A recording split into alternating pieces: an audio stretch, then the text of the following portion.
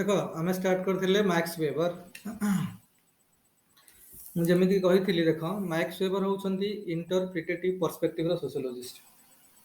ଆମେ ଯେମିତି ପଢ଼ିଥିଲେ କାର୍ଲ ମାର୍କ୍ସ ହେଉଛନ୍ତି କନଫ୍ଲିକ୍ଟ ପର୍ସପେକ୍ଟିଭର ସୋସିଓଲୋଜିଷ୍ଟ, ଯାହା ପାଇଁ ସବଜେକ୍ଟ ମ୍ୟାଟର ଅଫ ସୋସିଓଲୋଜି ଥିଲା ପ୍ରଡକ୍ସନ୍ ରିଲେସନ୍ ବା କନଫ୍ଲିକ୍ଟ ଯେଉଁଥିରୁ ଆସୁଛି ହେଲା। ପ୍ରଡକ୍ସନ୍ ରିଲେସନ୍ ଥିଲା ତାଙ୍କ ପାଇଁ କ'ଣ ମାନେ ସବଜେକ୍ଟ ମ୍ୟାଟର ଅଫ ସୋସିଓଲୋଜି। ତାପରେ ଆମେ ନେକ୍ସଟ ସୋସିଓଲୋଜିଷ୍ଟ ପଢ଼ିଲେ ଫଙ୍କସନାଲ ପର୍ସପେକ୍ଟିଭର ସୋସିଓଲୋଜିଷ୍ଟ, ସିଏ ହେଉଛନ୍ତି କିଏ ସେ ଇମାଇଲ ଡରଖାଇମ୍। ଇମାଇଲ ଡରଖାଇମ୍ ହେଉଛନ୍ତି ଫଙ୍କସନାଲ ପର୍ସପେକ୍ଟିଭର ସୋସିଓଲୋଜିଷ୍ଟ, ଯାହାଙ୍କ ପାଇଁ ଥିଲା ସୋସିଆଲ ଫ୍ୟାକ୍ଟ ଥିଲା ସୋସିଓଲୋଜିର ସବଜେକ୍ଟ ମ୍ୟାଟର ଅଫ ସୋସିଓଲୋଜି। ସେ ଗୋଟେ ସୋସିଆଲ ଫ୍ୟାକ୍ଟ, ଆଉ ସୋସିଆଲ ଫ୍ୟାକ୍ଟକୁ ସେ ଗୋଟେ ଥିଙ୍ଗ ହିସାବରେ ଟ୍ରିଟ୍ କରୁଥିଲେ। ଥିଙ୍ଗ ରୁଲ୍ ବାଉଣ୍ଡ, ଇମ୍ପେରିକାଲି ଆରେଷ୍ଟେବୁଲ୍, ସାଇଣ୍ଟିଫିକାଲି ଏକ୍ସପ୍ଲେନେବୁଲ୍, ସେ କହୁଥିଲେ ଯେ ଦ୍ୟାଟ୍ ଇଜ ସୋସିଆଲ ଫ୍ୟାକ୍ଟ ହେଲା, ଯେଉଁଟାକି କନସାଇନ୍ସ କଲେକ୍ଟିଭ ସହିତ ବା ସାମୂହିକ ନୈତିକତା ସହିତ କୋହରେନ୍ସରେ ରୁହେ ହେଲା। ଏଇସବୁ କଥା ସେମାନେ କହୁଥିଲେ। ତାପରେ ଆସିଲେ ମାକ୍ସ ୱେବର। ମାକ୍ସ ୱେବର ହେଉଛନ୍ତି ଇଣ୍ଟରପ୍ରିଟେଟିଭ ପର୍ସପେକ୍ଟିଭର କ'ଣ ସୋସିଓଲୋଜିଷ୍ଟ, ଯାହା ମାନେ ବ୍ୟାଖ୍ୟାକରଣ। ଏ କହିବାର ମାନେ ଯେ interpretation is the most important thing. ତେଣୁ ଆଙ୍କ ପାଇଁ ସବଜେକ୍ଟ ମ୍ୟାଟର ଅଫ ସୋସିଓଲୋଜି ହେଲା ସୋସିଆଲ ଆକ୍ସନ୍ ହେଲା। ତେଣୁ ସୋସିଆଲ ଆକ୍ସନ୍ କ'ଣ ସିଏ କହିଥିଲେ ଯେ ସୋସିଆଲ ବା ସାମାଜିକ ବାସ୍ତବତାଟାକୁ ବା ସୋସିଆଲ ରିଅଲିଟିକୁ ବା ସୋସିଆଲ ଟ୍ରୁଥକୁ, କାରଣ ଯେକୌଣସି ଘଟଣା ସୋସାଇଟିରେ ଘଟୁଛି ସେଇଟା ହେଲା ଗୋଟେ ସୋସିଆଲ ଟ୍ରୁଥ୍ ବା ସେଇଟା ଗୋଟେ ମନେକର ଯାହା ବି ଘଟୁଛି ଏବେ ଯାହା ଏବେ ଦେଖିବ ମନେକର କାଶ୍ମୀର ଫାଇଲର ଇସ୍ୟୁ ଚାଲିଛି ବର୍ତ୍ତମାନ, ତ କାଶ୍ମୀର ପଣ୍ଡିତ ମାନଙ୍କୁ ବାହାର କରିଦେଇଥିଲେ ସେଠୁ କରିକି। So that is a social fact, sorry that is social truth. ସେ ଯେଉଁ ସୋସିଆଲ ଇନସିଡେଣ୍ଟଟା ହେଇଥିଲା କେବେ ହେଇଥିଲା, ହିଷ୍ଟ୍ରିରେ ତ ଗୋଟେ ହେଇଛି ଗୋଟେ ପର୍ଟିକୁଲାର ସମୟ ସୀମା ଭିତରେ ସେ ଜିନିଷ ହେଇଥିଲା ସବୁ, ତ that was A social truth ବା ସୋସିଆଲ ଘଟଣାକୁ ଏଠି ଆମେ ସୋସିଆଲ ଟ୍ରୁଥ୍ କହିପାରିବା, ସୋସିଆଲ ରିଅଲିଟି କହିପାରିବା, ଯାହା ବି କହିବା ସବୁ ଏକା କଥା। ତେଣୁ ସେ ହେଇଛି ହେବା ଦ୍ୱାରା କ'ଣ ଏଇଟା କ'ଣ ନା ଏଇଟା ଗୋଟେ କାହିଁକି ହେଇଛି ନା because of the social action ପାଇଁ। ଗୋଟେ ସୋସିଆଲ ଆକ୍ସନ୍ ତାମାନେ ସେଟା ଗୋଟେ ସୋସିଆଲ ଆକ୍ସନ୍ ଦ୍ୱାରା ହିଁ ହେଲା। ଆଉ ସୋସିଆଲ ଆକ୍ସନ୍ ପଛରେ ଗୋଟେ ମିନିଂ ଅଛି, ମିନିଂ ପଛରେ ଗୋଟେ ମୋଟିଭ୍ ଅଛି। ଏଇ ଯେଉଁ ମିଟିଂ ଆଉ ମୋଟିଂ କାହା ଦ୍ୱାରା ପ୍ରେରିତ, ମାନେ କଲଚର ଦ୍ୱାରା ପ୍ରେରିତ। ସେଇ ଏରିଆର ବା ସେ ଯେଉଁ ଘଟଣା ଯେଉଁ ଏରିଆରେ ଘଟୁଛି ସେଇ ଏରିଆରେ ଗୋଟେ କଲଚର ଅଛି, ସେଇ ଏରିଆରେ ଗୋଟେ ହିଷ୍ଟ୍ରି ଅଛି, ସେଇ ଏରିଆରେ ଗୋଟେ ଟ୍ରାଡ଼ିସନ୍ ଅଛି। ତେଣୁ ତା ଉପରେ ବେସ୍ କରିକି ବା ସେଥିରୁ ଇନ୍ସପିରେସନ୍ ନେଇକି କ'ଣ ହେଉଛି ମୋଟିଭ୍ ଆସୁଛି। ମୋଟିଭ୍ ଆସିଲା ଫଳରେ ମିନିଂ ଆସୁଛି, ସେ ମିନିଂରୁ ସୋସିଆଲ ଆକ୍ସନ୍ ଆସୁଛି, ଆଉ ସୋସିଆଲ ଆକ୍ସନ୍ ଯୋଗୁଁ ହିଁ ସୋସିଆଲ ରିଅଲିଟି କହିବା ଯେ ସୋସିଆଲ ରିଅଲିଟି ସବୁ ଘଟଣା ଘଟୁଛି। ତେଣୁ କୌଣସି ରିଅଲିଟିକୁ ବୁଝିବା ପାଇଁ ହେଲେ ଆମକୁ କ'ଣ ଦରକାର, ଯେ ମିନିଂଫୁଲ୍ ଆକ୍ସନ୍ ବା ମୋଟିଭ୍ର ଇଣ୍ଟରପ୍ରିଟେସନ୍ ଦରକାର। ଯଦି କୌଣସି ସୋସିଆଲ ଇଭେଣ୍ଟ ଗୋଟେ ଘଟିଲା, ସୋସିଆଲ ଟ୍ରୁଥ୍ ଗୋଟେ ହେଲା, ତେଣୁ କୌଣସି ସୋସିଆଲ ରିଅଲିଟିକୁ ଯଦି ଆମକୁ ବୁଝିବାର ଅଛି, ଆମକୁ କ'ଣ କରିବାର ଅଛି ନା ଗୋଟେ ଇଣ୍ଟରପ୍ରିଟେସନ୍ ଦରକାର। ଆ ପୂର୍ବରୁ ଯେଉଁ ସୋସିଓଲୋଜିଷ୍ଟ ମାନେ ଥିଲେ ଯେମିତି ଇମାଇଲ ଡରଖାଇମ୍, ଯିଏ ହେଉଛନ୍ତି କ'ଣ ଫଙ୍କସନାଲ ପର୍ସପେକ୍ଟିଭର ସୋସିଓଲୋଜିଷ୍ଟ ବା ପଜିଟିଭିଜିମ୍ ଆପ୍ରୋଚର ସୋସିଓଲୋଜିଷ୍ଟ। ପଜିଟିଭିଜିମ୍ ଆପ୍ରୋଚ କହିଲେ କ'ଣ ନା ଯେଉଁମାନେ କହୁଥିଲେ ଯେ ସୋସିଆଲ ଇଭେଣ୍ଟ ଗୁଡ଼ାକ ସବୁ ହେଉଛି ସାଇନ୍ସ ଇଭେଣ୍ଟ ଭଳିଆ, they are treating social events like things. ଯେଉଁ କହୁଥିଲେ ଯେଉଁଟା ଥିଙ୍ଗସ୍ ରୁଲ୍ ବାଉଣ୍ଡ, ସେଗୁଡ଼ାକ ଇମ୍ପିରିକାଲି କ'ଣ କରିପାରିବା, ଆରେଷ୍ଟେବୁଲ୍ କରିପାରିବା, ଇମ୍ପିରିକାଲି ଇମ୍ପିରିକାଲ ମେଥଡ୍ସ ୟୁଜ୍ କରିକି ତାକୁ ବୁଝେଇ ପାରିବା ବା ସାଇଣ୍ଟିଫିକାଲି ଜିନିଷକୁ ଆମେ ଏକ୍ସପ୍ଲେନ୍ କରିପାରିବା। କିନ୍ତୁ ସେଗୁଡ଼ା ସେ କ'ଣ କହୁଥିଲେ ନା ଏଇଟା ଆମେ ଯେ ଜିନିଷକୁ ଅବଜର୍ଭ କରିକି, ସେ କହୁଥିଲେ ଯେ ଅବଜର୍ଭେସନ୍। ମୁଁ ଦୁଇଟା ଜିନିଷ ଲେଖ, ଏଇଠି ମୁଁ ଦୁଇଟା ଜିନିଷ କହୁଛି ଦେଖ।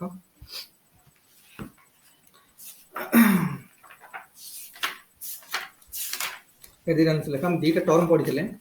ଗୋଟେ ହେଉଛି କ'ଣ କିରେ, ଦୁଇଟା ଟର୍ମ କାଲି ଆମେ ଗତ ସୋସିଓଲୋଜି କ୍ଲାସ୍ ଆମେ ଦୁଇଟା ଟର୍ମ ପଢ଼ିଥିଲେ, ଦୁଇଟା ଜର୍ମାନ ୱାର୍ଡ। କ'ଣ ସେଗୁଡ଼ା? ଦୁଇଟା ଜର୍ମାନ ୱାର୍ଡ ପଢ଼ିଥିଲେ। ଗୋଟେ ହେଉଛି ହର୍ମ୍ୟୁନେଟିକ୍ସ, ଆଉ ଗୋଟେ ହେଲା କ'ଣ ଭର୍ଷ୍ଟେହେନ୍।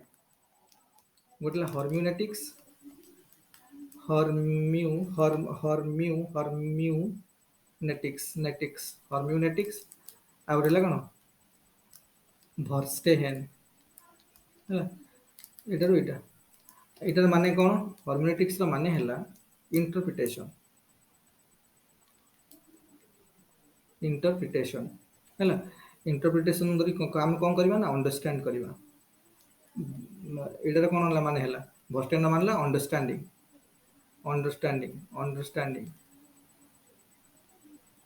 ଏଇଟା କ'ଣ ହର୍ମ୍ୟୁନେଟିକ୍ସ, ଆଉ ତା ମାନେ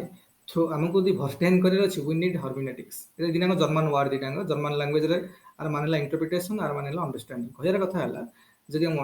ପ୍ରପରଲି ଅଣ୍ଡରଷ୍ଟାଣ୍ଡ କରିଲେ ୱି ନିଡ୍ ଇଣ୍ଟରପ୍ରିଟେସନ୍। ତେଣୁ ଏଇ ଜିନିଷଟାକୁ କିଏ କହିଲେ? ୱେବର କହିଲେ। ଏଇ ଜିନିଷଟାକୁ କ'ଣ କହିଲେ? ୱେବର କହିଲେ।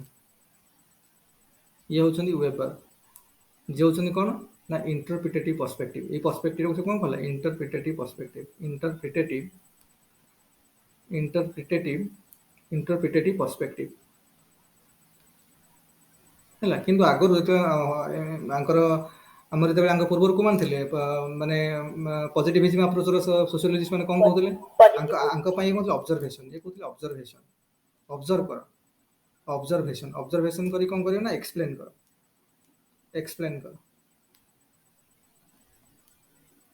है ये जो अप्रोचटा ऑब्जर्व कर तापर एक्सप्लेन कर ये जो अप्रोचटा कौन कहला यहाँ कहला पॉजिटिविज्म अप्रोच बा यहाँ को आस तो समान जब कर पॉजिटिविज्म अप्रोच पॉजिटिविज्म अप्रोच रे कौन कहला ना कौन इवेंट जब सोशल रियलिटी गोटे घटना घटी आम प्रथम से ऑब्जर्व करवा देखा तापर जिन को एक्सप्लेन करवा कारण आंपाई जहाँ भी पॉजिटिविज्म अप्रोच जो मान डरखाइम जमी पॉजिटिविज्म अप्रोच सोशियोलॉजी से कौन कहते जहाँ भी हूँ सोशल फैक्ट आ सोशल फैक्ट गुड़ा कौन हो रूल बाउंड गोटा थिंग भाई आम ट्रिट करा से गुड़ा कौन एम्पेरिकली अरेस्टेबल बा साइंटिफिकली एक्सप्लेनेबल तुम अपने ऑब्जर्व कले जिन को एक्सप्लेन कर साइंटिफिकली कारण से साइंस बोली भावुले जिन गुड़ाक किंतु वेबर जो आसिले से कहले खाली ऑब्जर्व कले हेनी खाली ऑब्जर्व कले हेनी आमको दरकार इंटरप्रिटेशन कारण प्रति जो घटना घटुची से गोटे सोशल एक्शन जो घटना घटुची सोशल एक्शन पछरे गोटे मीनिंग सोशल एक्शन पछरे जो घटना घटू सोशल ट्रुथटा होची गोटे एक्शन पे होची से सोशल एक्शन पे गोटे मीनिंग अछि बा गोटे मीनिंगफुल सोशल एक्शन रो बा मोटिव रो प्रॉपर इंटरप्रिटेशन दरकार कारण तापर से जो जिनस को जो जिनस से माने इंस्पायर होगी जिनस करूछंती सेगुडा कहूँ कल्चर रू सेगुडा हूँ हिस्ट्री रू सेगुडा मानकर एबे देखिबो जो यूक्रेन रशिया वार है ये सोशल ट्रुथ ना यूक्रेन रशिया जो वार चलती बर्तमान ये सोशल ट्रुथ ना ये जो घटना घटिला सोशल एक्शनटा है आ पर्व मीनिंग अच्छी मोटिव और मीनिंग अच्छी दी जन आंकर दी जन मीनिंग और मोटिव अच्छी आ से जो मीनिंग और मोटिव सन भीतर अच्छी सेटा क्या कौटू इंस्पायर होगी आसी भीतर जो ट्रेडिशन अच्छी जो हिस्ट्री अच्छी कारण देखो यूक्रेनटा ही आगु रशियन स्टेट था 1991 पर 1990 पूर्व जो यूएसएसआर था 1990 भांगीगला यूएसएसआर भांगिकी विभिन्न 15टा खंडे स्टेट होगा पूर्व रशिया था ना यूक्रेनटा रशियार पार्ट था यूएसएसआर पार्ट था आम जो गोटे पार्ट होगा बर्तमान एम कहले जो बर्तमान युद्ध हबार मुख्य कारण कौन युद्ध हबार मुख्य कारण हूँ यूक्रेन वाला नाटोर मेम्बरशिप नापी चाहिए जब नाटोर मेम्बरशिप चाहिए तो एम कौन बर्तमान रशियार बॉर्डर कि नाटो सोल्जर पलि आसिले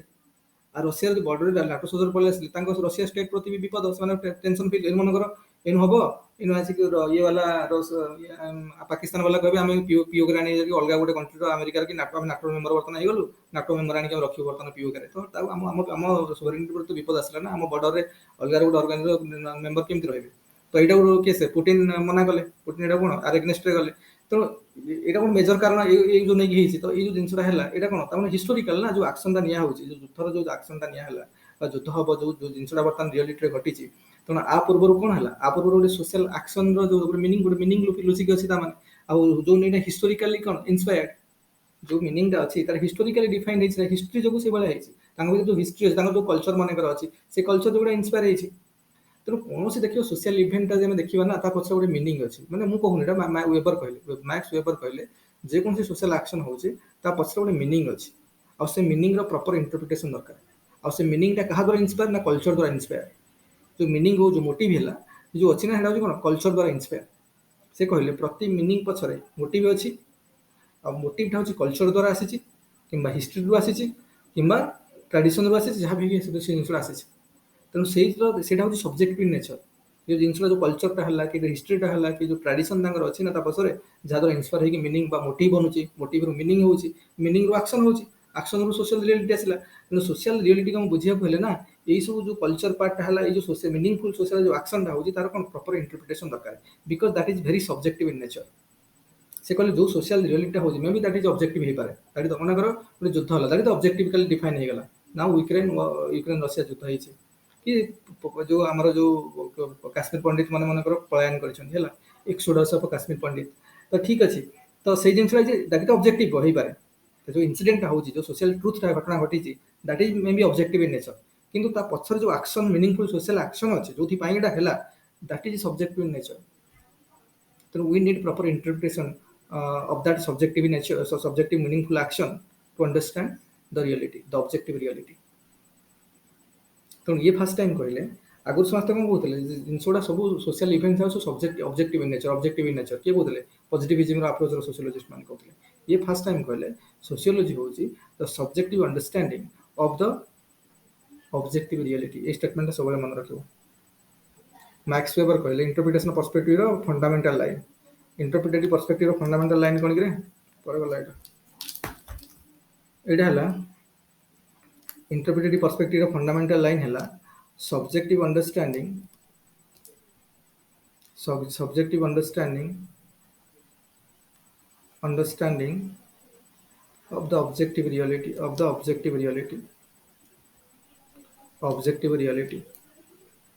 हला हला इंटरप्रिटेटिव पर्सपेक्टिव रो तेणु कहवा कथा हला मु कहबार कथा हला जे एठी जो सोशियोलॉजिस्ट एठी हमर जो अछि कोन माने एठी हमर जो कहा गला स्टेटमेंट दा कहा गला आर कहबार माने हला जे ये पॉजिटिविज्म अप्रोच को एकदम से मना कले कारण ये भी कहले ठीक अछि जो रियलिटी हो that is objective in nature जो रियलिटी घटू जे that is objective in nature ठीक अछि किंतु वी नीड सब्जेक्टिव इंटरप्रिटेशन दा काहे कि बिकॉज़ द मीनिंग जो मीनिंगफुल एक्शन दा होजी that is subjective in nature because that is inspired from the culture that is inspired from the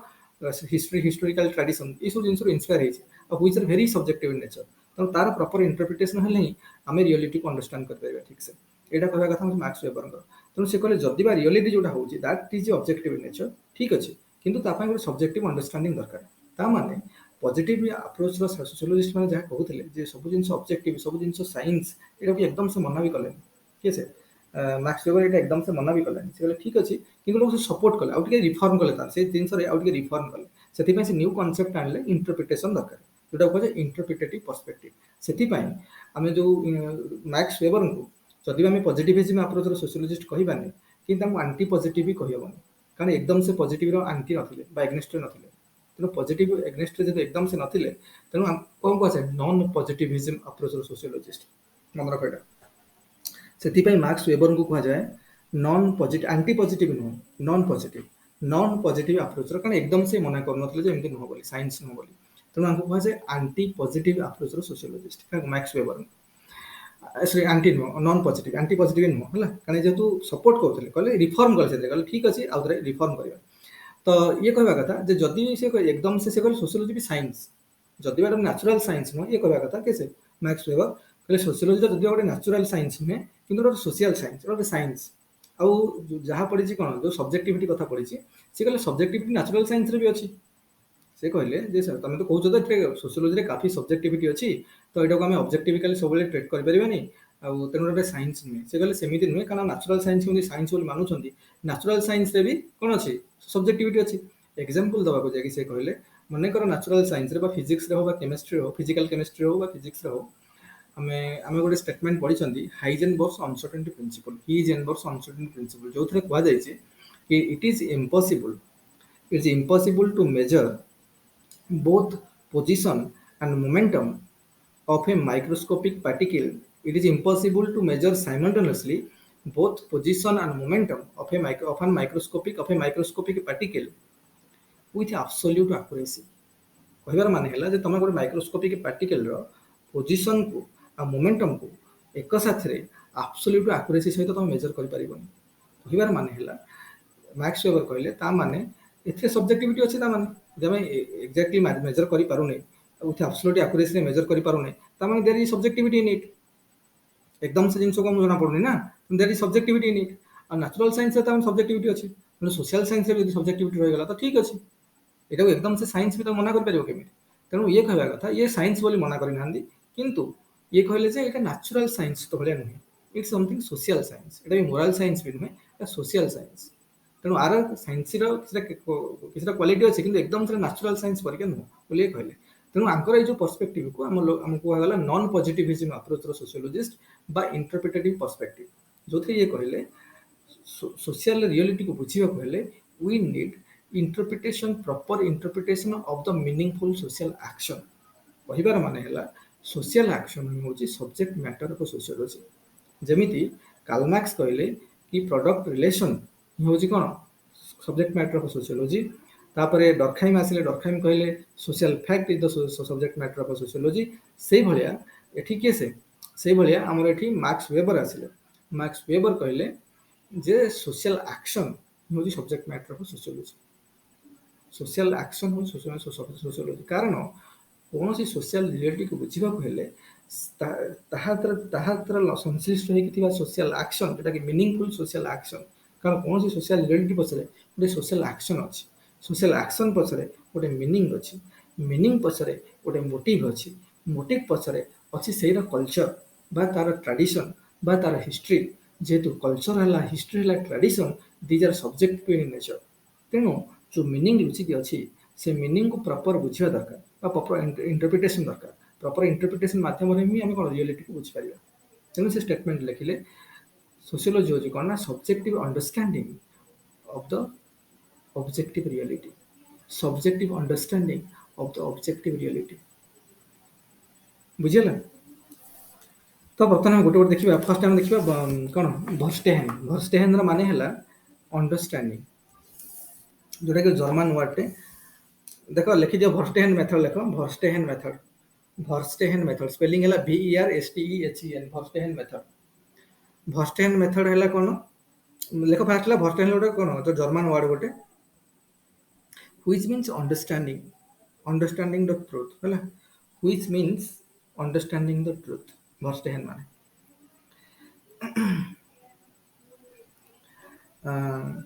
देख लिख आउट स्टेटमेंट तो लिख Weber criticise the positivism criticizes to positivism देखो Weber criticizes to positivism Weber criticizes to positivism that believes that believes that that believes that fact exists as a thing social fact जोटा कहते fact exists as things fact exists as things which is rule bound continuous empirically arrestable which is rule bound continuous rule bound comma continuous comma empirically arrestable comma therefore scientifically explainable। कहला social fact को दरखाई कौन कहले treat social fact as a thing because they are rule bound, they are continuous, they are empirically arrestable, therefore they are scientifically explainable। जोटा कि कौन positivism approach लोक मैंने कहते ये स्टेटमेंट तक लिख weber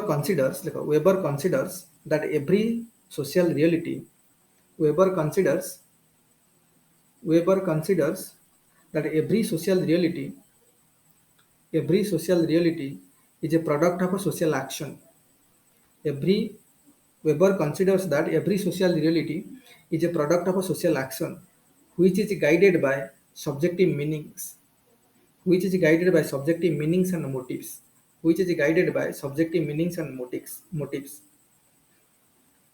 without interpretation one cannot make sense of a one cannot make sense of a sense about action one cannot make sense about actions।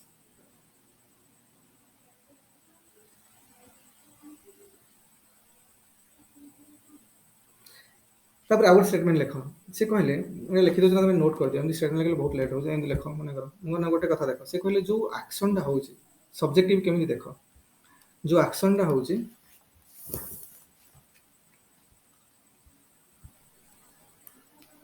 देखो जो एक्शनटा होउची से कहले जो एक्शन होउची मन कर ये एक्शनटा कोठ आसो जो सोशल एक्शनटा होउची मीनिंगफुल सोशल एक्शन ये कहले ना सोशल एक्शन हो कोन आपरे मीनिंग एंड मोटिव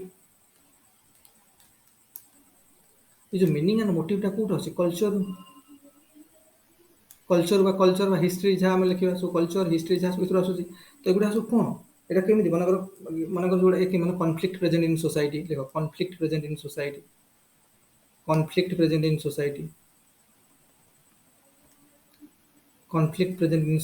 है कि पारे फैमिली स्ट्रक्चर है family structure working of bureaucracy spelling BUREAU bureaucracy CRACY bureaucracy है ना crisis in capitalism crisis in capitalism, crisis in capitalism, political parties ହେଲା ଏରା ସବୁ पॉलिटिकल पार्टीज ହେଲା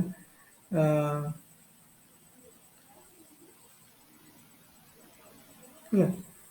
तो ये सब जिन गुड़ा सब होना ये कहले जो भी सोसाइटी जो सोसाइटी जो कल्चर अच्छी हिस्ट्री अच्छी एगुड़ा सब यही मध्यम अच्छी माने आमको जब कौन जिन बुझे गोटे जेको सोसाइटी देख सोसाइटी किसी कन्फ्लिक्ट अच्छी सोसाइटी विभिन्न स्ट्रक्चर अच्छी एजुकेशन स्ट्रक्चर है रिलीजियस स्ट्रक्चर है सब सोसाइटी अलग अलग अच्छी फैमिली स्ट्रक्चर है कि ब्यूरोक्रेसी केमती काम कर कैपिटलिज्म क्राइसिस कौन अच्छी पॉलिटिकल पार्टी पॉलिटिकल बेस केमती कौन अच्छी ये सब जिन तो डिपेंड कर कौन सोशल एक्शन हवा पसंद ना ये सब जिन रेस्पॉन्सिबल अच्छी तेणु सोशल एक्शन को आम बुझा तार कल्चर है हिस्ट्री है ये सब जिन जो अच्छी भर बुझा दरकार प्रॉपर इंटरप्रिटेशन दरकार देन ओनली आम सोशल एक्शन को बुझीपर सोशल एक्शन को बुझिले ही आम जो रियलिटी अच्छी पाखे पहुँची पार आउ गोटे कथा मैंने जो कहले मार्क्स वेबर कहले रियलिटी जो है ना एकदम से एक्जाक्ट रियलिटी बुझा इम्पॉसिबल एक्जाक्ट रियलिटी बुझा इम्पॉसिबल आमको रियलिटी बुझापी आम पाखापाखि बुझीपर गोटे आप्रोक्सीमेसन में ड्र कर absolute real understanding of the reality is impossible. Max Weber कहले absolute understanding of the reality माने जे कोनोसी सोशल रियलिटी कथा कहूची जा घटना घटुची तो absolute understanding ता होची कोन impossible तो आमे जो बुझिबा तो सेटा होची कोन ना गोटे पाखा पाखी नियर ट्रुथ जोडा से कहले नियर ट्रुथ बा गोटे पाखा पाखी गोटे अप्रोक्सीमेशन बुझिबा बुझि परिबा अंडरस्टैंड करि परिबा आमे इंटरप्रेट करके से जिंस पाखा पहुंच परिबा एकदम से रियलिटी को बुझि होबन बा absolute understanding of the reality is impossible सेमती करहबनी सोशियोलॉजी तापरे ये जो कहले जे subjective understanding of objective reality ये कहवा कथा जो भर्स्टेहेन बा अंडरस्टैंडिंग ऑफ द रियलिटी जो जिनसटा जर्मन लैंग्वेज रे बा जर्मन ये रे कह जाउची भर्स्टेहेन कहउची से कहले इटा होची दी प्रकार लिखि पार दी प्रकार भर्स्टेहेन अछि भर्स्टेहेन माने दी प्रकार गोटे है कोन ना गोटे डायरेक्ट ऑब्जर्वेशनल भर्स्टेहेन आ गोटे हला इनडायरेक्ट एक्सप्लेनेटरी भर्स्टेहेन डायरेक्ट ऑब्जर्वेशनल भर्स्टेहेन जोटा पॉजिटिविज्म वाला कहउथले जोटा माने कोन होला गोटे कौन इवेंट घटी गोटे सोशल ट्रुथ तुम देख तो डायरेक्ट ऑब्जर्व करके जो एक्सप्लेनेशन दब जोटा कि पॉजिटिविज्म अप्रोच लोक मैंने कहते से कथा फॉर एग्जांपल गोटे सिनेमा हॉल आगे लंबा धाड़ी तुम लंबा क्यू देख बर्तमान जब आर मुवी देखा लंबा क्यू लगुच क्यू लगी मैंने कौन तुम कौन इंटरव्यू देखिए ऑब्जर्व कल तुम कौन कर इंटरव्यू मन भाव थोड़ी मंदिर पूजा कर छिड़ा फिल्म देखा छिड़ा आर मुवी देखा छिड़ा ट्रिपल आर मुवी देखा छिड़ा ये तुम डायरेक्ट ऑब्जर्व कर जिन क्रिस्टल क्लियर हो जाए इंटरप्रिटेशन कौन तो से कहे ना देखा छिड़ा इंटरप्रिट कर पचे एक्शन कौन मीनिंग कौन मोटिव कौन कल्चर कौन एटा दरकार अच्छी बहुत सिंपल जिन लोक छिड़ा कि मंदिर आगे क्यू लगी लोक पूजा करने सोशल ट्रुथ जो अंडरस्टैंडिंग आसला आम जिन सब देखिक डायरेक्टली कौन कर माने डायरेक्ट ऑब्जर्वेशनल ऑब्जर्वेशनल कौन ऑब्जर्वेशनल भर्स्टेहेन अंडरस्टैंडिंग ना डायरेक्ट ऑब्जर्व करके बुझा पड़ जाए डायरेक्ट ऑब्जर्व करके आमको जिन बुझा पड़ जाए तो से गोटे type verstehen which is very similar to कौन same to same similar to क्या सहित जो पॉजिटिविज्म अप्रोच सोशियोलॉजिस्ट मैंने जहाँ कहते सहित सामान किंतु तापर से आउ गोटे टाइप अच्छे इनडायरेक्ट एक्सप्लानेटरी भर्स्टेहेन लिखि दिया गोटे है डायरेक्ट ऑब्जर्वेशनल भर्स्टेहेन आ गोटे है इनडायरेक्ट एक्सप्लानेटरी भर्स्टेहेन और डायरेक्ट ऑब्जर्वेशनल भर्स्टेहेन डायरेक्ट ऑब्जर्व करके जो डायरेक्ट कौन पॉजिटिविज्म अप्रोच सहित सामान प्राय सामान है आउ जो इनडायरेक्ट एक्सप्लेनेटरी भर्स्टेहेन कौन माने सेटा कौन देख मन कर इनडायरेक्ट एक्सप्लेनेटरी भर्स्टेहेन कथा बर्तमान कहूँ मन कर आम बर्तमान काश्मीर फाइल इश्यू अच्छी तो बर्तमान चली कैमरा देखी यहाँ जो काश्मीर फाइल इनसीडेंट आसूसी जो रियलिटी बर्तमान सोसाइटी रही विषय में स्टडी करूँ यहाँ थोड़ी आम देखिकी से बर्तमान काश्मीर फाइल है केवे हो सारा काश्मीर जो इनसीडेंट है माने कौ जिनस हिंदू पंडित मान को जो माने कौन पलायन कले एक्सोडस है बाहर को आसिले से प्रति जो एट्रोसिटीज है इनह्यूमन एक्टिविटीज प्रति करागला से जिनसा रियलिटी से सोशल रियलिटी सेटा को थोड़ी तुम डायरेक्ट पढ़ी लिटरेचर माने जिन को देखिकी ऑब्जर्व करदे एक तो देखी हेनी अतीत में केवे घटीगला है जिन को बुझा केमी से जो रियलिटी केमी बुझा से रियलिटी बुझापी तत्कालीन समय जहाँ लिटरेचर अवेलेबल अच्छी न्यूज पेपर हो विभिन्न मैगजीन हो से किए बही लिखिं ये जिन को जहाँ जो मन मुवी आम देखुं बर्तमान ये टाइप जिन जहाँ भी अच्छी जहाँ अवेलेबल अच्छी आम पढ़ा माने कौन पढ़े माने इंटरप्रिट करवा जिन कौन है ତାକୁ ପ୍ରପର ଇଣ୍ଟରପ୍ରିଟ ନ କଲେ ଆମକୁ ଗୋଟେ ଅଣ୍ଡରଷ୍ଟାଣ୍ଡିଂରେ ଆମେ ପହଞ୍ଚିବା। ଯଦି ବା ଆମର ଯେଉଁ ଅଣ୍ଡରଷ୍ଟାଣ୍ଡିଂଟା ହେବ that may not be the perfect explanation of the reality, but that is maybe ଯେଉଁ ରିୟଲିଟିର ପରଫେକ୍ଟ ଅଣ୍ଡରଷ୍ଟାଣ୍ଡିଂ ନ ହୋଇପାରେ, କିନ୍ତୁ ଆମକୁ ରିୟଲିଟିର ପାଖାପାଖି ଅଣ୍ଡରଷ୍ଟାଣ୍ଡିଂ ପଳେଇ ଆସିବ, ଯେଉଁଟା କୁହାଯାଏ ଆପ୍ରୋକ୍ସିମେଟ୍ ଅଣ୍ଡରଷ୍ଟାଣ୍ଡିଂ। ମ୍ୟାକ୍ସ ୱେବର ଯେଉଁଟା କହୁଛନ୍ତି ଆପ୍ରୋକ୍ସିମେଟ୍ ଅଣ୍ଡରଷ୍ଟାଣ୍ଡିଂ ଆମକୁ ପଳେଇ ଆସିବ। କାରଣ ଏକଦମ ସେ ଆବସଲ୍ୟୁଟ୍ ରିୟଲିଟି ବୁଝିବା ଇମ୍ପସିବଲ୍। ଆବସଲ୍ୟୁଟ୍ ରିୟଲିଟି ଆମେ ବୁଝିପାରିବାନି କେବେ ବି। କାରଣ ନ୍ୟୁମରସ୍ ଫ୍ୟାକ୍ଟ, ମନେକର ଦେଖିବା ଗୋଟେ ଘଟଣା ଦେଖ ସମାଜରେ ଘଟୁଛି, ଥୋଡ଼ି ଗୋଟେ ସିଙ୍ଗଲ ଫ୍ୟାକ୍ଟର ରେସ୍ପନ୍ସିବୁଲ୍ ଫର୍ ଇଟ୍। ମନେକର ଯେଉଁ ଆଟ୍ରୋସିଟିଜ୍ ଏଗନେଷ୍ଟ ହିନ୍ଦୁ ପଣ୍ଡିତ ହେଲା, ଥୋଡ଼ି ଏଥିରେ ଗୋଟେ ସିଙ୍ଗଲ ରିଜିନ୍ ଅଛି ହେଇଛି। କାରଣ ଯିଏ ବି ବହି ଲେଖିଛି, ଯେଉଁ ଲୋକ ବି ବହି ଲେଖିଛନ୍ତି ମନେକର, ସିଏ ବି ତାଙ୍କର ନିଜର ବାୟସ୍ ଅଛି। ଯଦି ହିନ୍ଦୁ ବାୟସ୍ ଲୋକ ହେଇଥିବ, ସେ ହିନ୍ଦୁମାନଙ୍କୁ ସପୋର୍ଟ କଲା ଭଳିଆ ଲେଖିଥିବେ। କି ମୁସଲିମ୍ ବାୟସ୍ ଲୋକ କିଏ ହେଇଥିବ, ସେ ମୁସଲିମ୍ ମାନଙ୍କୁ ସପୋର୍ଟ କଲା ଭଳିଆ ଲେଖିଥିବେ। ତେଣୁ ଆମକୁ ଯେତେ ଗୁଡ଼ାଏ ଜିନିଷ ଆମେ ପଢ଼ି ସାରିଲା ପରେ ଏକ୍ଜାକ୍ଟ ଜିନିଷ ଥୋଡ଼ି ଆମକୁ କୋଉଠି ମିଳିଯିବ ନା, ସେମିତି ଇମ୍ପସିବଲ୍। କାରଣ so many factors, infinite factors, ସେ କହିବା କଥା ଯେ infinite factors, numerous factors are responsible for occurrence of the reality of the society. ତେଣୁ ସୋସାଇଟିର ଯେକୌଣସି ବାସ୍ତବତା ଘଟୁଛି ବା ଟ୍ରୁଥ୍ ହେଉଛି, ତା ପାଇଁ show many factors, numerous factors are responsible. ତେଣୁ ତୁମେ ସବୁଗୁଡ଼ାକୁ ଷ୍ଟଡି କରିବା ହ୍ୟୁମାନଲି ନଟ୍ ପସିବଲ୍। ତେଣୁ ଆମେ କିଛି କିଛି ଜିନିଷ ଯେଉଁ ପଢ଼ୁଛନ୍ତି, ତେଣୁ ବା ଇଣ୍ଟରପ୍ରିଟ୍ କରୁଛନ୍ତି, ଯାହା ଯାହା ଆଭେଲେବୁଲ୍ ଅଛି ଆମ ପାଖରେ, ସେ ଜିନିଷକୁ ଆମେ ପଢ଼ିକି ଜାଣିକି ଇଣ୍ଟରପ୍ରିଟ୍ କଲା ପରେ ଆମେ ଗୋଟେ approximate understanding of the reality ପାଖରେ ପହଞ୍ଚିବା, which is the near truth। ସେ କହୁଛନ୍ତି ନିୟର ଟ୍ରୁଥ୍, ଏଇଟା exact truth. To attain exact truth is impossible ତାମାନେ ହେଲା। ତେଣୁ ଇନଡାଇରେକ୍ଟ ଏକ୍ସପ୍ଲାନେସରୀ ମେଥଡ୍ସ ହେଲା କ'ଣ ହେଲା ନା, ଆମକୁ ବିଭିନ୍ନ ପ୍ରକାର ରେକର୍ଡସ୍ ହେଲା, ଲିଟରେଚର ହେଲା, ଆର୍କାଇଭ୍ସରେ ଯେଉଁ ଆମର ସବୁ ବିଭିନ୍ନ ପ୍ରକାର ଜିନିଷ ଅଛି, ତାକୁ ଦେଖିକି ଆମେ ଇଣ୍ଟରପ୍ରିଟେସନ୍ କେବଳ କରିବା। କ'ଣ ଗୋଟେ ପରଫେକ୍ଟ ଅଣ୍ଡରଷ୍ଟାଣ୍ଡିଂ, ପରଫେକ୍ଟ ଏକଦମ ସେ ଯଦି ଆମେ ଆବସଲ୍ୟୁଟ୍ ପରଫେକ୍ଟ ଅଣ୍ଡରଷ୍ଟାଣ୍ଡିଂ ଆମକୁ ମିଳୁନି, ତ ପାଖାପାଖି ଗୋଟେ ଆପ୍ରୋକ୍ସିମେଟ୍ ଅଣ୍ଡରଷ୍ଟାଣ୍ଡିଂ ଆମକୁ ମିଳିଯିବ ରିଲେଟିର ବୋଲି ସେ କହୁଛନ୍ତି ହେଲା। ତାପରେ ସେ କହିବା କଥା, ମ୍ୟାକ୍ସ ୱେବର କହିବା କଥା ଯେ ସେ କହିବା କଥା ଯେମିତି କ'ଣ ହେଉଥିଲା ନା, ଯେମିତି ମ୍ୟାକ୍ସ ୱେବର କ'ଣ କରୁଥିଲେ ଦେଖ, ମ୍ୟାକ୍ସ ୱେବର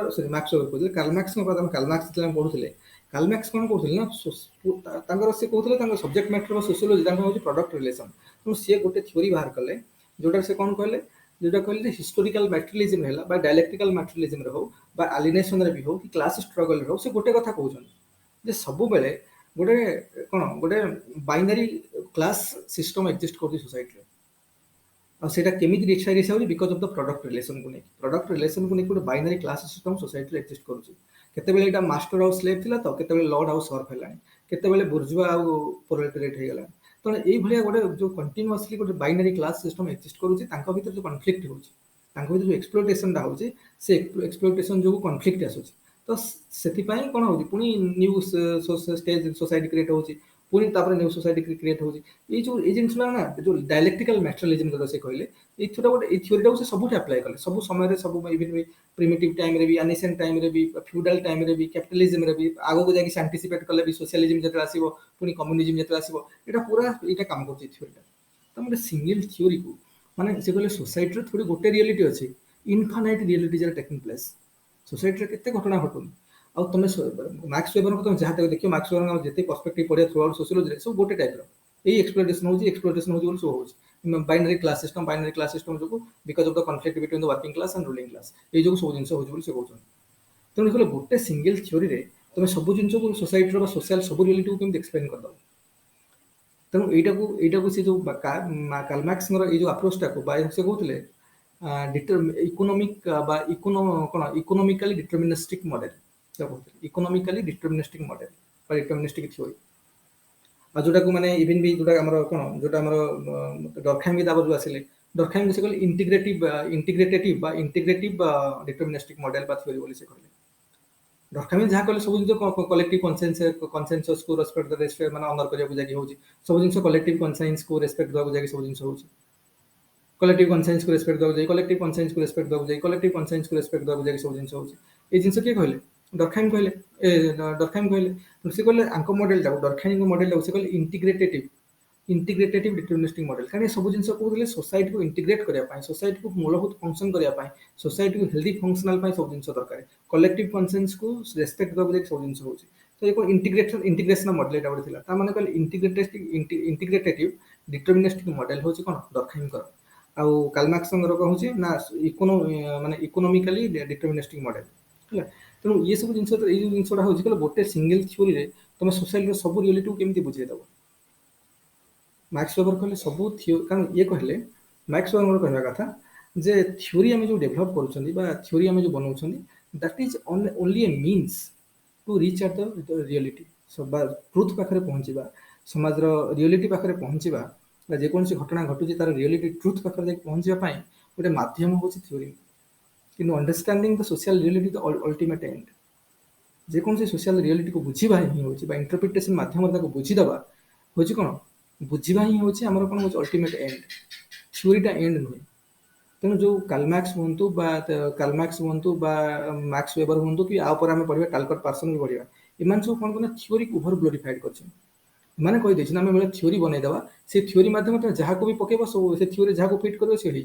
जेकोसी सोशल रियलिटी को थ्योरी मध्यम बुझेदेवा थ्योरी मध्यम बुझेदेवा ये गोटे थ्योरी बाहर करेंगे से थ्योरी सब हो आप देखिए हम टालकट पार्सन जो पढ़े से कथा कहते थ्योरी गोटे ग्रांड थ्योरी डेभलप कर social action social system theory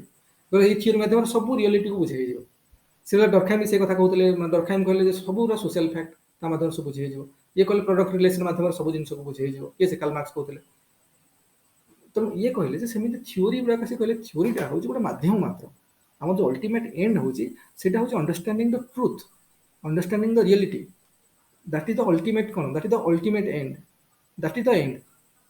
किंतु से एंड रे पहुँचापी हेले वी नीड इंटरप्रिटेशन आ इंटरप्रिटेशन वी नीड थ्योरीज तेणु थ्योरी को ओभर ग्लोरीफाई करने कथा नुह थ्योरी गोटे मीन्स मात्र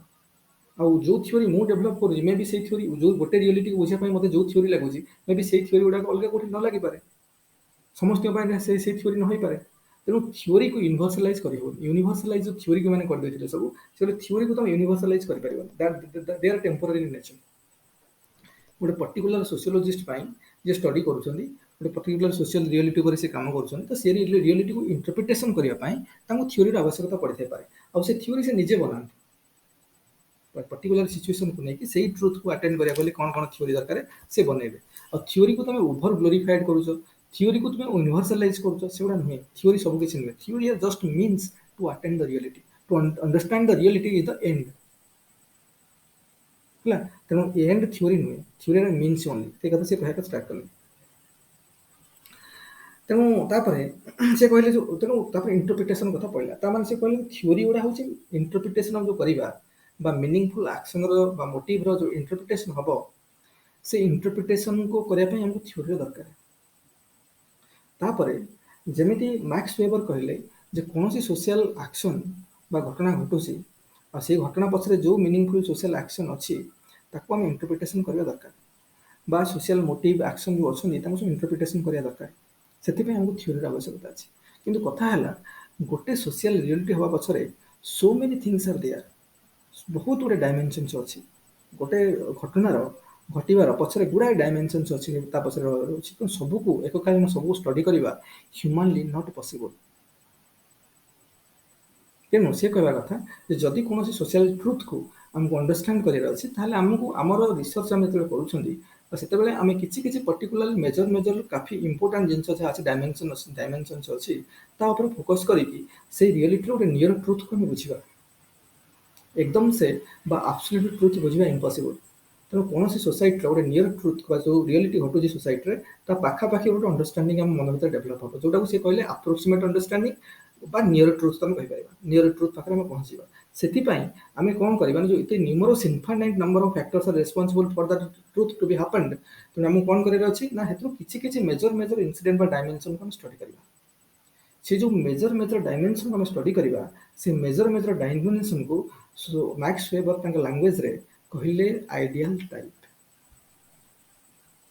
तेणु आइडियल टाइप से कहले it's a conceptual framework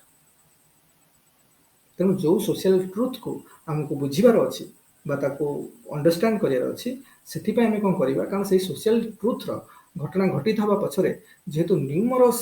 factors are there numerous dimensions are there तार तेणु सबको तो आम एनालिसिस करें ह्यूमानली नॉट पॉसिबल तेणु exact truth understanding exact understanding absolute understanding जब आमको न हो फिर भी आम अप्रोक्सीमेट अंडरस्टैंडिंग रे पहुँची पाखापाखि ट्रुथ अंडरस्टैंडिंग आम हो तेणु से कौन कर अच्छी ना इंटरप्रिटेशन समय जो मेजर मेजर डायमेंशन्स अच्छी से ट्रुथर घटना घटित हवा पछरे से मेजर मेजर डायमेंशन को स्टडी करार अच्छी तेणु से मेजर मेजर डायमेंशन को ये कौन कले ना कहले आइडियल टाइप। मेजर डायमेंशन को कौन कहले आइडियल टाइप कहले। मेजर डायमेंशन को कहले आइडियल टाइप। तो ideal type are nothing but the conceptual framework. कथा तुम आइडियल प्योर टाइप आम कहीपर कि आइडियल टाइप को आइडियल शब्द अच्छी बोली तुम भाई बोल it's absolute but something ideal केवल ना से कहीदे आइडियल टाइप कहीदे कि आइडियल नुहे से गोटे अप्रोक्सीमेट अंडरस्टांडिंग हम एनालिसिस करके आम गोटे अप्रोक्सीमेट अंडरस्टांडिंग पाखे पहुंच पार गोटे नियर ट्रुथ जो घटनाटा घटी पाखापाखि जिन को आमको बुझा पड़ कौन है मार्क्स वेबर कहते से कहले जे जो जिन आइडियल टाइप गुड़ाक एटाक केवल रिसर्च स्पेसिफिक मुझे करुच्ची मत मन ब्यूरोक्रेसी स्टडी कर फॉर एग्जांपल ब्यूरोक्रेसी हूँ गोटे ट्रुथ ब्यूरोक्रेसी आम समाज ब्यूरोक्रेसी हूँ गोटे ट्रुथ मन अमलातंत्र इज ए ट्रुथ मुझे आज सोशियोलोजिस्ट मुझे चाहूँ बर्तमान कौन करी ना मुझे ब्यूरोक्रेसी स्टडी करी तेणु ब्यूरोक्रेसी जो Indian bureaucracy truth bureaucracy a truth in Indian society exist करुच्ची that is a truth that is a social reality तेणु ताकू जब मत मन स्टडी कर अच्छी तो मत कौन करा पड़ो मनकर मुझे इंडियन ब्यूरोक्रेसी बर्तमान स्टडी करी तो इनडायरेक्ट कौन इनडायरेक्ट एक्सप्लानेटरी कौन हम सोशल एक्शन हम ये जो कौन भर्टेन हम अंडरस्टांडिंग हम भर्टेन हम तेणु मत कौन करा पड़ो यहाँ क्या आसूँ इनडायरेक्ट एक्सप्लानेटरी भर्टेन तेणु मत जब स्टडी करार अच्छी तो मुझे कौन करी तो मो पाखे कौन अच्छी ना जो pre existing literature Indian democracy Indian जो इंडियन ब्यूरोक्रेसी को लेकिन जो लिटरेचर अच्छी मैगजीन बही किसी लोक मैंने बही लिखिं रिलेटेड कि न्यूज पेपर किसी आर्टिकल पब्लिश नहीं जहाँ लिटरेचर अवेलेबल अच्छे मुझे स्टडी करी रिसर्च करने चाहिए स्टडी करी प्रथम कि जो ब्यूरोक्राट्स मैंने अच्छा जो मैंने एक्सपीरियंस ब्यूरोक्राट्स रिटायर्ड ब्यूरोक्राट्स मैंने अच्छा सहित मुझे इंटरव्यू नेबी जाकि एक्सपीरियंस मत सेयार करेंगे बुझुस ना कि मुझे कौन करी तेणु मनकर मुझे करी ये जिन तो करें कौन करें मनकर जेको गोटे एक्जाम्पल आम ब्यूरोक्रेसी एक्जाम्पल नौ ब्यूरोक्रेसी कौन करें फास्ट को ब्यूरोक्रेसी स्टडी करवा आम कौन करें जे आम लिटरेचर जहाँ अच्छी आम सब पढ़ले सब मैगजीन लिखाई गोटे न्यूज पेपर किसी आर्टिकल लिखाई किसी बही लिखाई कि ब्यूरोक्राट्स मान जो कम कर एक्सपीरियंस ब्यूरोक्राट्स कि जो मैंने रिटायर्ड ब्यूरोक्राट्स एक्सपीरियंस इंटरव्यू करके एक्सपीरियंस विषय जान ये जिन जापर तेणु ये सब आम कलापर आम कौन कौन स्टडी केमी करवा तो बहुत जिन विभिन्न लोक भिन्न कथा बही भी बहुत कथा लिखाई से निज एक्सपीरियंस किए कथा कहले सो मेनी न्यूमरस एक्सपीरियंस जिन सब घटना घटना आम आखिया आसीगला तो आम केमी कौन करवा तो बर्तमान आम कनसेप्चुअल फ्रेमवर्क बनवा जो कहूँ आइडियल टाइप कनसेप्चुअल फ्रेमवर्क बनवा बर्तमान सब पढ़ाईगला बर्तमान लगे अच्छा मेजर कंट्रीब्यूशन जो रोचे प्राय समस्त बही आम पढ़ले लिटरेचर पढ़ले लोक इंटरव्यू ने शुणला जान गोटे मेजर इश्यू जो अच्छे करप्शन तो करप्शन इज आइडियल टाइप ना करप्शन को हम स्टडी करके किसी इंडियन ब्यूरोक्रेसी बुझे चेष्टा करा करप्शन गोटे डायमेंशन बर्तमान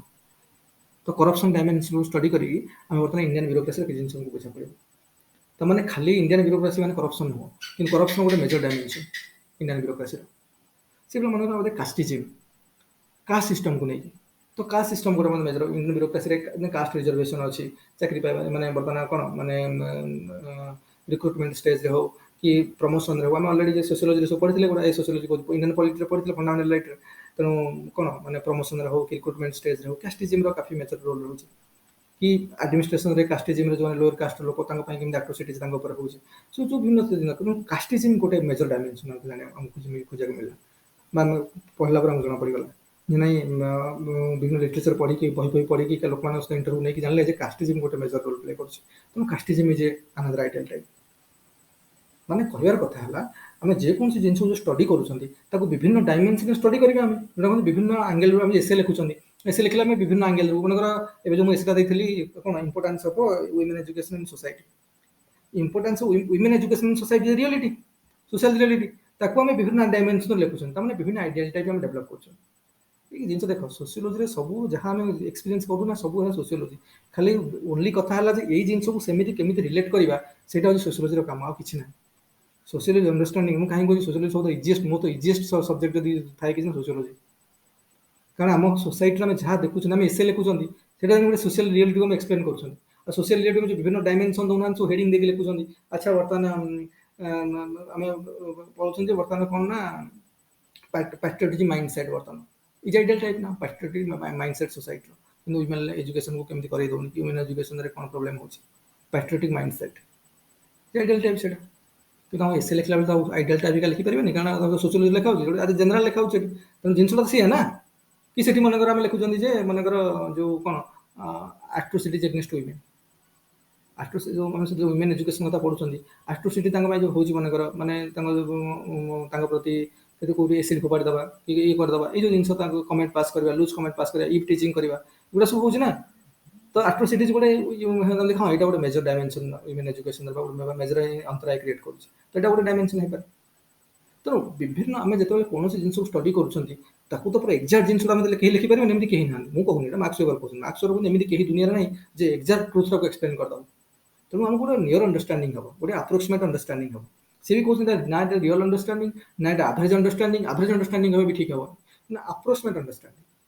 ବୁଝୁଛ ନା ନାହିଁ ଆଭରେଜ ଅଣ୍ଡରଷ୍ଟାଣ୍ଡିଂ ନା ଆପ୍ରୋକ୍ସିମେଟ୍ ଅଣ୍ଡରଷ୍ଟାଣ୍ଡିଂ ବା ନିୟର ଟ୍ରୁଥ୍ ଗୁଡ଼ା ଆମକୁ ମିଳିବ ସେଥିପାଇଁ ଆମେ ବିଭିନ୍ନ ଡାଇମେନସନ୍ ଯେଉଁ ମେନ୍ ଡାଇମେନସନ୍ ଗୁଡ଼ାକୁ ନେବା ଆମ ଡିସ୍କସନ୍କୁ ବା ଆମ ଆନାଲିସିସ୍କୁ ସେଇ ମେନ୍ ଡାଇମେନସନ୍କୁ ଆମେ କହିବା ଆଇଡିଆଲ ଟାଇପ୍ ବୁଝୁଛ ନା ନାହିଁ ତ ସେଇଟା ସେ କହିଲେ ମନେକର ବ୍ୟୁରୋକ୍ରାସି ଷ୍ଟଡି କରୁଛ ତାମାନେ ଗୋଟେ କାଷ୍ଟିଜିମ୍ ଗୋଟେ ବର୍ତ୍ତମାନ ଆଇଡିଆଲ ଟାଇପ୍ ହେଲା କି କରପ୍ସନ୍ ଗୋଟେ ଆଇଡିଆଲ ଟାଇପ୍ ହେଲା ରେଡ୍ ଟିପିଜିମ୍ ମନେକର କରପ୍ସନ୍ ତ ରେଡ୍ ଟିପିଜିମ୍ରେ ପଳେଇ ଆସୁଛି ଏମିତି ଏଗୁଡ଼ାକ ଭିନ୍ନ ଏଇସବୁ ଜିନିଷ ଗୁଡ଼ାକ ହେଲା ଆଇଡିଆଲ ଟାଇପ୍ ତେଣୁ ଆକୁ ଯଦି ଆମେ ପରଫେକ୍ଟଲି ଆନାଲିସିସ୍ କରିବା ତ ଯଦି ବା ଆମେ ବ୍ୟୁରୋକ୍ରାସିର ଏକ୍ଜାକ୍ଟ ଛବିଟା ଆମେ ନ ପାଇବା କିନ୍ତୁ ଗୋଟେ ଆପ୍ରୋକ୍ସିମେଟ୍ ଛବି ଆମକୁ ମିଳିଯିବ ଇଣ୍ଡିଆନ୍ ବ୍ୟୁରୋକ୍ରାସି ଗୋଟେ ନିୟର ଟ୍ରୁଥ୍ ଆମକୁ ମିଳିଯିବ ତ ଏଗୁଡ଼ାକ ହେଲା ସବୁ ଆଇଡିଆଲ ଟାଇପ୍ ଇଏ କହିବା କଥା ତେଣୁ ସେ କହିବା କଥା ଆଇଡିଆଲ ଟାଇପ୍ର ଗୋଟେ କନସେପଚୁଆଲ ଫ୍ରେମୱାର୍କ ଯେଉଁଟା ଆମେ ନିଜେ ବନେଇଛନ୍ତି ତେଣୁ ଏଇ ଯେଉଁ ଥିଓରିଟା ଏଇଟା ମୋ ପାଇଁ ଯେଉଁଟା ମୁଁ କରୁଛି ଏଇଟା ଗୋଟେ ୟୁନିଭର୍ସାଲ ନୁହେଁ ଏଇଟା ମୁଁ ରିସର୍ଚ୍ଚ କରୁଛି ଏଇ ଟ୍ରୁଥ୍ ପାଇଁ ଏଇଗୁଡ଼ା ଦରକାର ମୁଁ କାଲି ଯିବି ଆଉ ଗୋଟେ ଟ୍ରୁଥ୍କୁ ରିସର୍ଚ୍ଚ କରିବି ଟ୍ରୁଥ୍ ବିଷୟରେ ରିସର୍ଚ୍ଚ କରିବି ନୂଆ ଆଇଡିଆଲ ଟାଇପ୍ ଆସିବ ଆଜି ମୁଁ ବ୍ୟୁରୋକ୍ରାସି ଉପରେ କହୁଛି ଏଇଟା ଆସୁଛି କାଲି ମୁଁ ଇଣ୍ଡିଆନ୍ ସିନେମା ଗୋଟେ ମାନେ ଟ୍ରୁଥ୍ ତାପରେ ମନେକର କରିବି ତ ଗୋଟେ ନୂଆ ଆଇଡିଆଲ ଟାଇପ୍ ଆସିବ କି ପଲିଟିକାଲ ସିଚୁଏସନ୍ ଇନ୍ ଓଡ଼ିଶା ମନେକର ତାପରେ କରିବି ତାପରେ ଆଉ ନୂଆ ଆଇଡିଆଲ ସିଚୁଏସନ୍ ଡେଭଲପ୍ କରିବି ତାକୁ ଏକ୍ସପ୍ଲେନ୍ କରିବା ପାଇଁ କହିବାର ମାନେ ହେଲା ଯେକୌଣସି ସୋସିଆଲ ଟ୍ରୁଥ୍କୁ ବା ସୋସିଆଲ ରିଅଲିଟିକୁ ଯଦି ଆମକୁ ବୁଝିବାର ଅଛି ତାହେଲେ ସେଇ ଘଟଣା ଘଟିବା ପାଇଁ ଯେଉଁ ମେଜର ଡାଇମେନସନ୍ ଗୁଡ଼ାକ ଅଛି ଆମେ ବିଭିନ୍ନ ଜାଗାରୁ ଲିଟରେଚର ପଢ଼ିକି ଲୋକଙ୍କ ସହିତ ଇଣ୍ଟରାକ୍ଟ କରିକି ଲୋକଙ୍କର ଏକ୍ସପିରିଏନ୍ସକୁ ବୁଝିକି ତାଙ୍କ ସହିତ ଇଣ୍ଟରଭ୍ୟୁ କରିକି ଯେଉଁ ବିଭିନ୍ନ ଜିନିଷ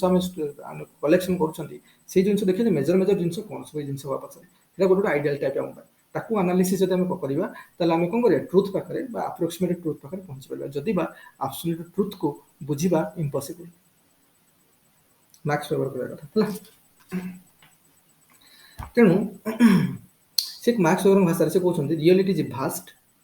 ଅନଅର୍ଗାନାଇଜ୍ଡ ଡାଇକୋଟୋମସ୍ ଆଣ୍ଡ ଚାଓଟିକ୍ ହେଲା ସେ କଥା ରିଅଲିଟି ଇଜ୍ ଭାଷ୍ଟ କଥା ରିଅଲିଟିଟା ବହୁତ ଭାଷ୍ଟ ନା କେତେ ହଜାର କ'ଣ କେତେ ଭିତରେ କେତେ ଡାଇମେନସନ୍ ଅଛି କେତେ ଫ୍ୟାକ୍ଟର ରେସ୍ପନ୍ସିବଲ୍ ଥୋଡ଼ି ଆମେ ଜାଣିଛନ୍ତି ତେଣୁ ରିଅଲିଟି ଇଜ୍ ଭାଷ୍ଟ ଅନଅର୍ଗାନାଇଜ୍ଡ ଡାଇକୋଟୋମସ୍ ଆଣ୍ଡ ଚାଓଟିକ୍ ସେ କହିବା କଥା ତେଣୁ ଯେହେତୁ ଆମେ କ'ଣ କରିବା ନା as we cannot it alone like reality is vast like statement like reality is vast unorganized dichotomous and chaotic reality is vast unorganized dichotomous and chaotic chaotic ହେଲା ତ as we cannot study reality completely as we cannot study reality completely as we cannot study reality completely as we cannot study reality completely, therefore we need to identify important aspect of reality. The dimension of therefore we need to identify important aspects of reality.